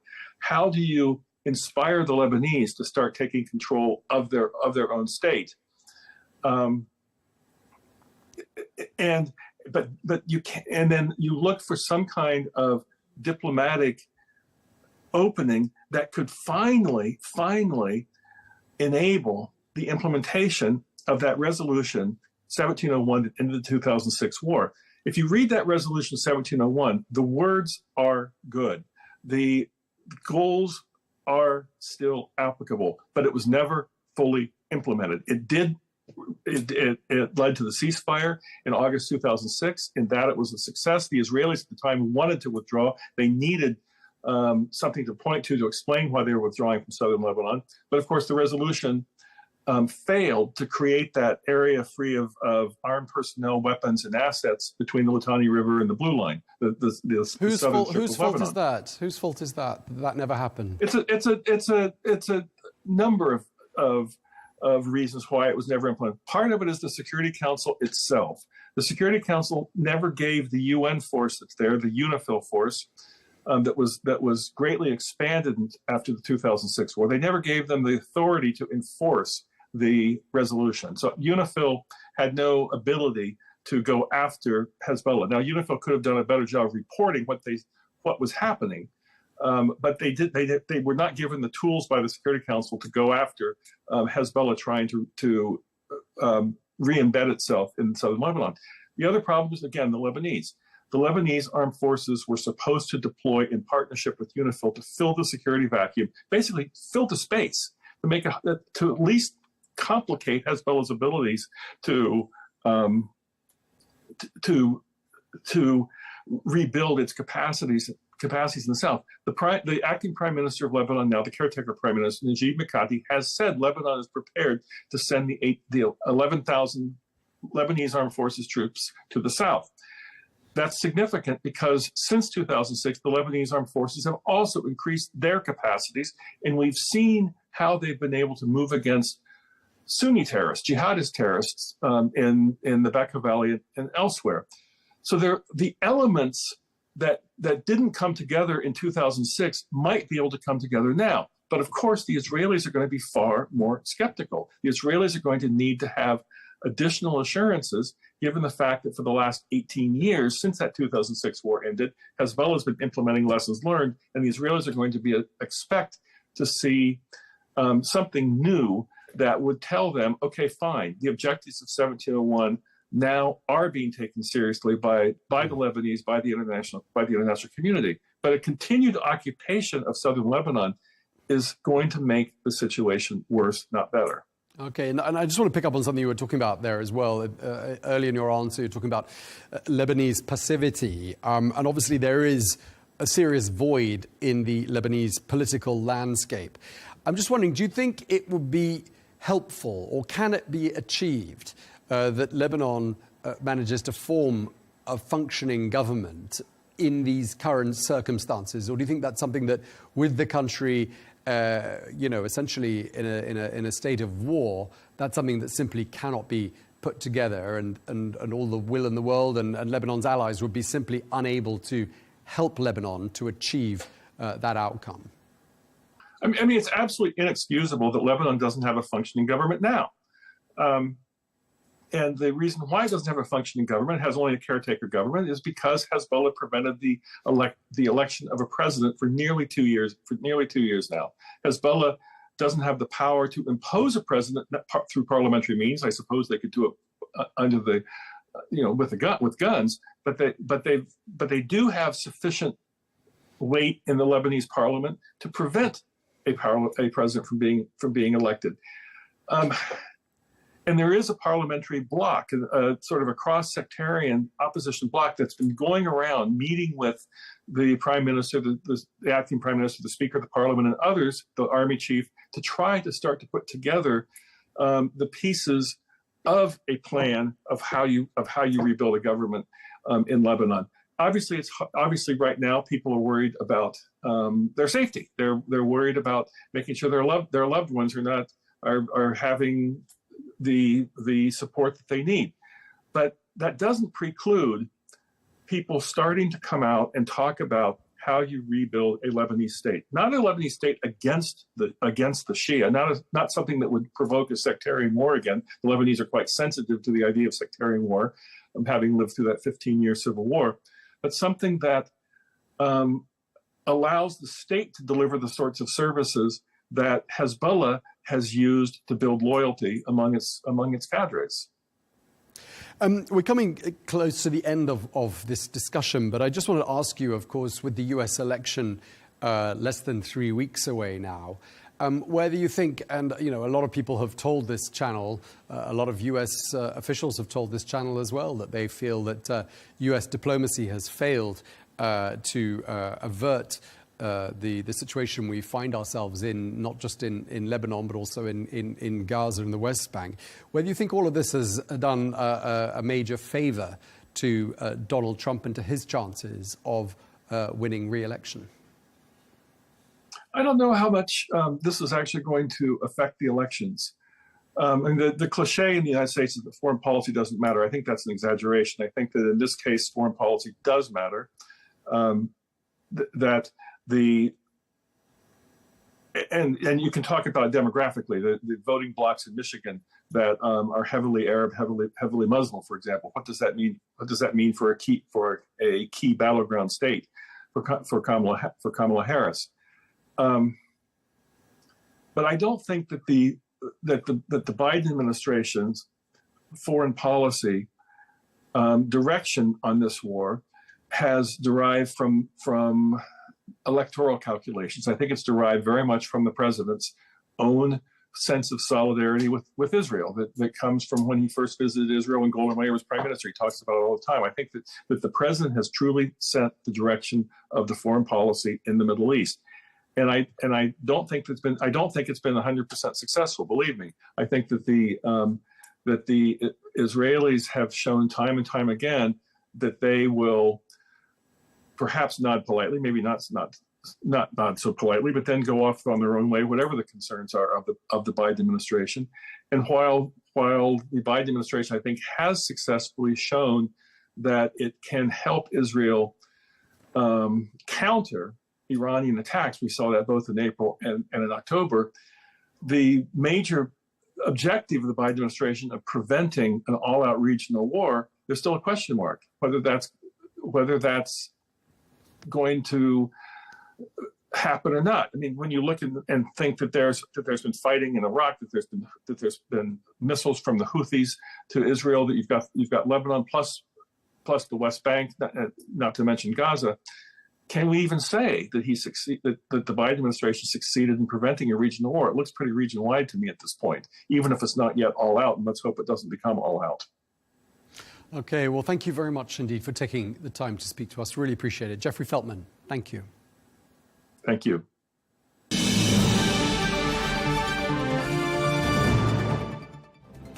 Well, that is all we have time for Global News today. Thank you for watching. Be sure to join us again tomorrow for more exclusive interviews. Until then, goodbye.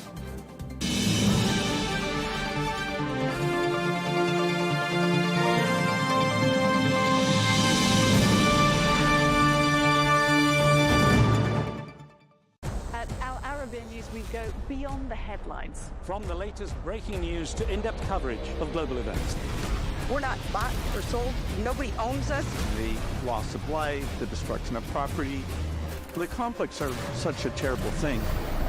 Context and analysis to help you see the full picture. The world is in a very dangerous place. Join us on Arabiya News, It's very impressive. where knowledge meets perspective.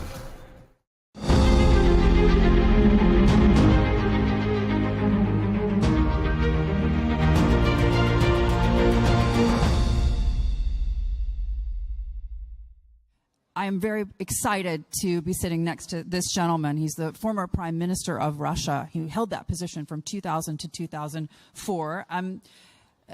Prime Minister, as we just discussed, I was in Moscow 3 days ago, and I interviewed the Deputy PM, Alexander Novak. We talked about the state of Russia's economy today. We talked about what the impact could potentially be of a sustained period of lower energy prices on the Russian economy. He assured me that the relationship with OPEC Plus was solid and would continue, at least through the agreements of 2025 and possibly beyond. And he also told me that Russia can exist at any price.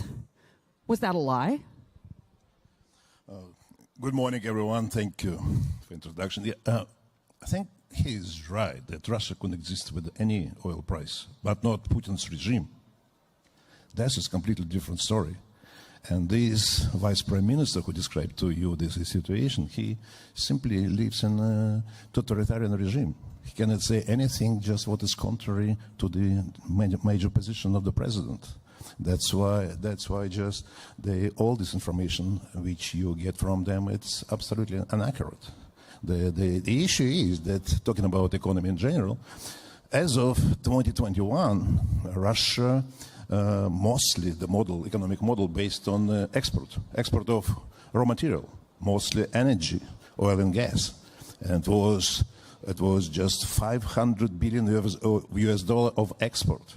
That is a little bit more than a quarter of GDP, of Russia's GDP. And of course, mainly that's oil and gas. And during that period of time, Russia enjoyed these relations with the European Union. And the European Union was a major trading partner.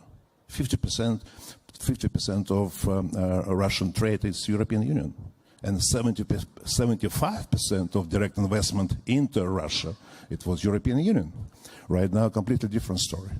Talking about oil, of course, Russia very much dependent on oil right now, on export of oil. In 2022, when full-scale invasion of Ukraine happened, you remember just decisions of imposing sanctions, it was gradual, step by step, but there was already energy crisis appeared because of not immediate decision-making process. And you remember what prices were there for oil and gas here in Europe. What is inflation was as a result of that. And during 2022, Putin got a lot of additional foreign exchange inflow, additional revenue to the budget. Much more. People didn't, Putin and his team even didn't expect this. And they managed to use this to invest to the military production. And Putin managed during last year to transfer economy on a military, on a war footing. Right now, Russia, this 2024, will produce 4.5 million artillery shells, while United States and EU can produce 1.3 million only. He has advantage on the battlefield. Coming back to energy. Completely different story happened with the gas. Russia exported to European Union, that was major market, 140 billion cubic meters of natural gas, mostly by pipes. And in fact, after Putin's declining in July 2022, so he stopped exporting, just making a blackmailing on Europe just before coming to winter, and that's what happened. And then during short period of time, European Union and Germany in particular, it was amazing how just within 1 year, just Europe managed to survive without Russian gas at all, completely. And right now, Putin doesn't know what to do with natural gas. It's a big, big problem. Last year, Gazprom has a loss of $7 billion, while just during 25 years, there was absolute profit. Yeah. And a huge profit, $15 billion per year after just paying all taxes. And now Gazprom in a difficult situation. But that alternative was China. Putin wanted to switch all the supply of energy, of gas in particular, to China. It's not possible. The so-called Power Siberia Project 1, with the maximum capacity of 38 billion cubic meters of natural gas. Right now, it's only in the level of 2025, but Power Siberia Project 2, it's not in reality at all. China is reluctant to accept this. They continue to negotiate, asking they're trying to get the best deal. Absolutely. They're working to get the best Absolutely. deal. For China. They know that Russia is dependent on China right now. And Chinese just, the horizon of their thinking, it's not 5 years, not 10 years. That's not a decade. It's 100 years. And they quietly pressing Putin. Yeah. China needs weak Russia with Putin. China doesn't want to destroy Ukraine, but China doesn't want Putin to disappear, because just weak Putin's Russia, that's what China needs. In spite of that, though, the IMF has suggested that Russia is the fastest growing of the advanced economies. This year, they did grow last year, and there's projections that they'll grow in the year ahead, as well as what Alexander Novak told me just 2 days ago, which is that when it comes to revenues from oil production, that now accounts for 30%, not 50% of their state budget, which would seem to suggest that they have diversified. Oh, it's not diversified. Of course, it changes. In 21, that was 45, almost 50% of federal budget revenue of oil and gas export. Right now, that's much lower. It's around 30%. And they're expecting, of course, a reduction of oil price. And we're expecting December, when OPEC Plus should reconsider their decision of reduction of producing and exporting. And Saudis already said just they're prepared to bring back some same volumes they had before. it would mean that decrease of international oil price, it's inevitable. And that combined with the sanctions that the Russians are already facing. If OPEC Plus, if Saudi Arabia were to decide to flood the market, can Russia survive that? That's an interesting story. Just bringing the bridge, taking the bridge for other question, which I would like to mention a little bit later. Right now, just we see also slowdown in the development of Chinese economy, and the consumption of oil also is reduced. That's why just there are a number of factors which suggest that oil price would be lower. Right now, it's not already 85. I'm talking about Brent. That's already around 70. It means Russian price for Russian euros that's around 60. That is comparable with the price cap established by G7. With these, they already facing the problem because just Russian budgets built up on the expectation of 70 of Russian oil. They're already running with the deficit this year. They already will start, in October, will start financing through the fund. So essentially their partners in OPEC Plus could do more damage than Western-backed sanctions. Yeah, that's what if the price stays here and runs with this and maybe lower, in this case, that would be a problem. Another problem is, of course, military expenditure, which is growing and growing. And for next the year 2025, the already just projection of the budget is another 27% increase. Of course, we deduct inflation like it is 10%, but still, it is quite huge. That's already 33% of the whole expenditure of Russian budget will be military, keeping the war. 6.3% of GDP. Yep. Is it sustainable? 6.3% of GDP, that's huge, but not catastrophe. Look at Israel. Israel lives with this 5% expenditure of GDP for the whole life. It is sustainable, that he can sustain. But the issue is... But unlike in Israel, he's not getting a massive amount of funds from the United States. Yes, but let's see just on the future development. Let's have a look. Well, let's have a look just on the let's come back to the green transition for European Union. European Union suffers a lot without Russian gas because European Union and others don't want to finance Putin's machine, war.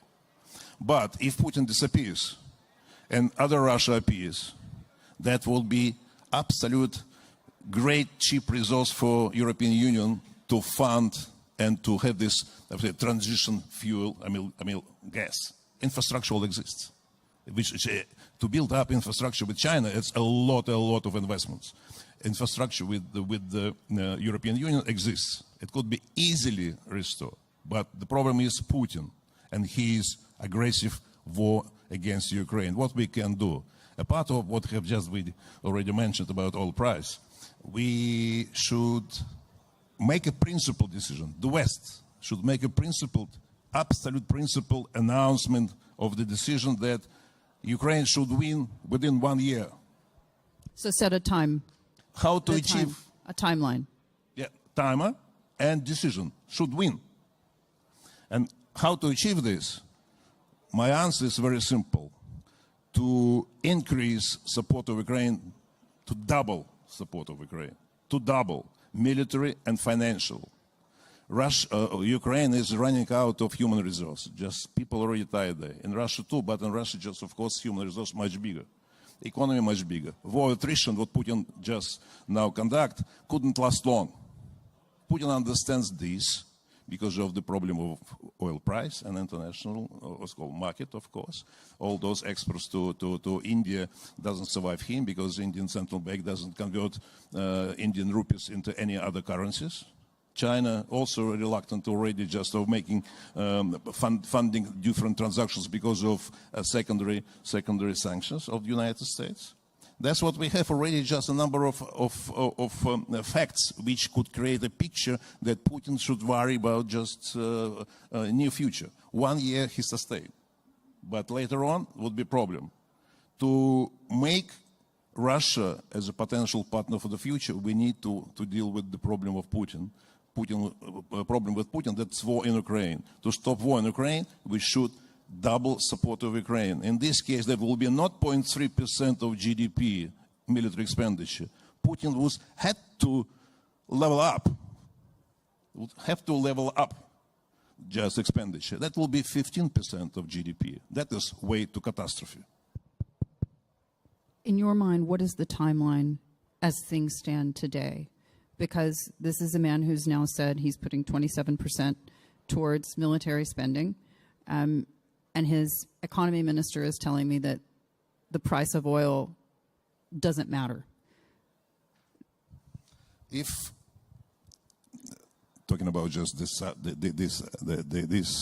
aspect of oil price, which is crucial to Russia's budget and financial stability. If oil price continue to be 60, that's what already they were suffering a lot of, and the deficit will grow. But if oil price fall down even further on, it was last year, 2023, first quarter, when the price cap started to work, Russia's revenue, just price for the oil, was 43, and it was 50% drop of revenue. That already was an immediate issue of running with the huge deficit, and they have to devalue the currency. And later they devalue from 60 ruble per dollar down to 100, and now just the exchange rate something like that. That means that it's very sensitive.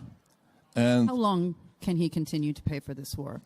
I guess that's what I'm saying. Just if two factors work simultaneously, necessity to increase further military expenditure and decrease of revenue coming into, just like for the price of $40 per barrel.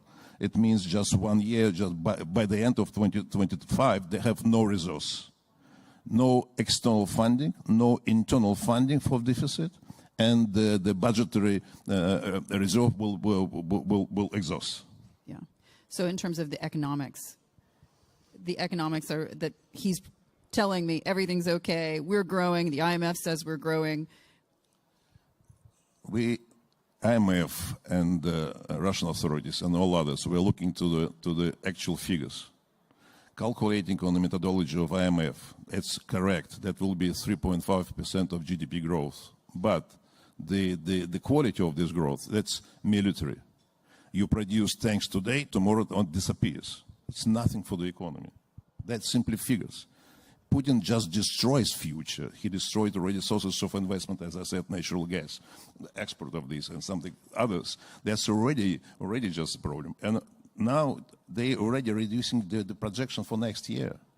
Projection for next year for GDP growth. It will be not already 3% at 1.5. And inflation would be much higher. And having a look at the new budget, that's what be the budget of next year, budget of inflation. Right now, foodstuff inflation, that's 40%. Overall, around 9%, but foodstuff inflation, it's already 40%. People don't buy refrigerators and let's say cars every day, every year, sorry. But they spend for foodstuff, for medical, for medicine, for communal services and transportation. And if you take these four, what is half of population only use as their expenditure, you will easily calculate inflation as 30%. In the early days of the invasion, there was a lot of noise surrounding the impact both sanctions and the war essentially would have on the businesses of oligarchs. And there was a narrative in the West that these oligarchs are going to turn on him and that they will eject the president. That hasn't happened. In your mind, is that still a possibility? No, that was an absolute mistake. That's why just sanctions didn't work properly. Only, as I mentioned, just the major sanction which targeted Putin's budget, oil price cap, was adopted only in December 2022, while other sanctions didn't bring anything as a pressure on Putin. Oligarchs were those people who just for sanctions, they have no ability to influence on Putin.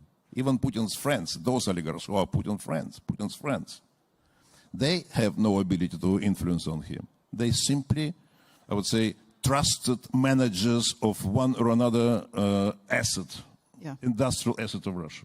They have no voice to say something to Putin. Putin is a KGB agent, and he works on this mentality.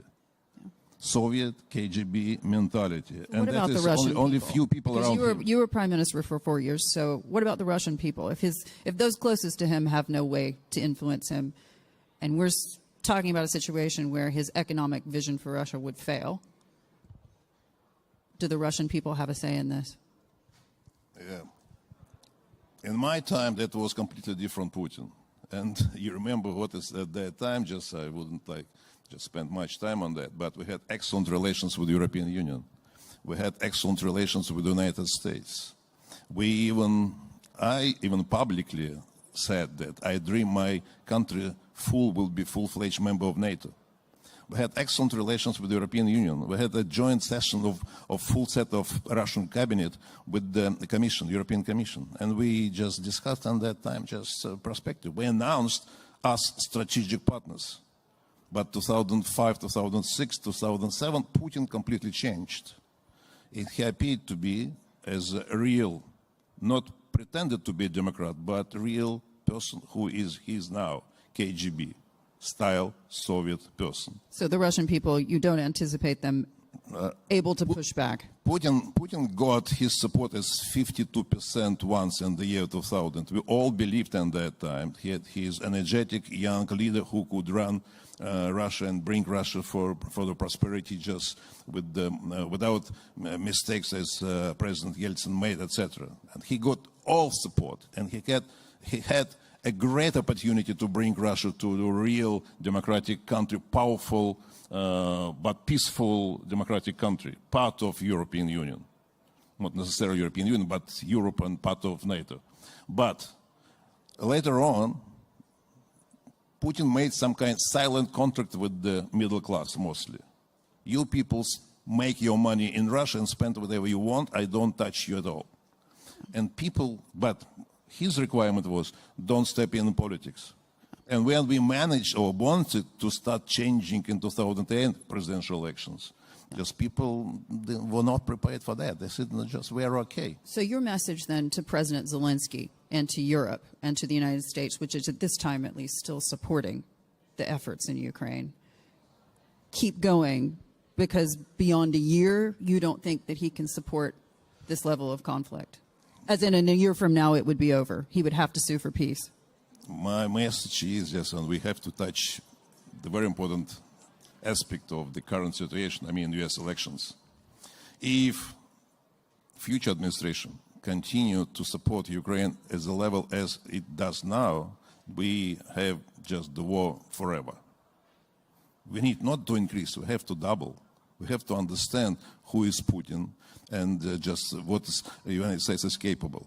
Right now, such countries like Estonia, Latvia, Lithuania, Poland, they spend 1% of GDP to support Ukraine. What's United States spending? 0.25%. It's twice less than it was in the Gulf War in 1991. It is much less than it was in the war in Vietnam, and I'm saying just in Korea. It's nothing for the United States. It is, of course, could be done by Germany and others. That's why just to double support, it is possible. It should be principled political decision. Yeah. The issue there, of course, is that Donald Trump has repeatedly said he wants to put an end to the war and that Ukraine will not continue to be funded in the same way, even that it is now. And even Kamala Harris has suggested that perhaps that level of support would not be as it is today. What does that mean? Ukraine loses? That is what is troubling me and troubling President Zelensky, I'm sure, and troubling just all Ukrainians, because just there is no visible way to get out. But and even in a conference like this, just people trying to compete each other with some kind of intellectual ways of settling the issue. There is no intellectual way of settling the war. Fight till the end. To do this, Ukraine has ability. They have their bravery. They have their resource. They have their experience. You should double this, and then just you can settle just all energy problem with the. new Russia. Prime Minister, thank you so much for your time and for joining us. Thank you.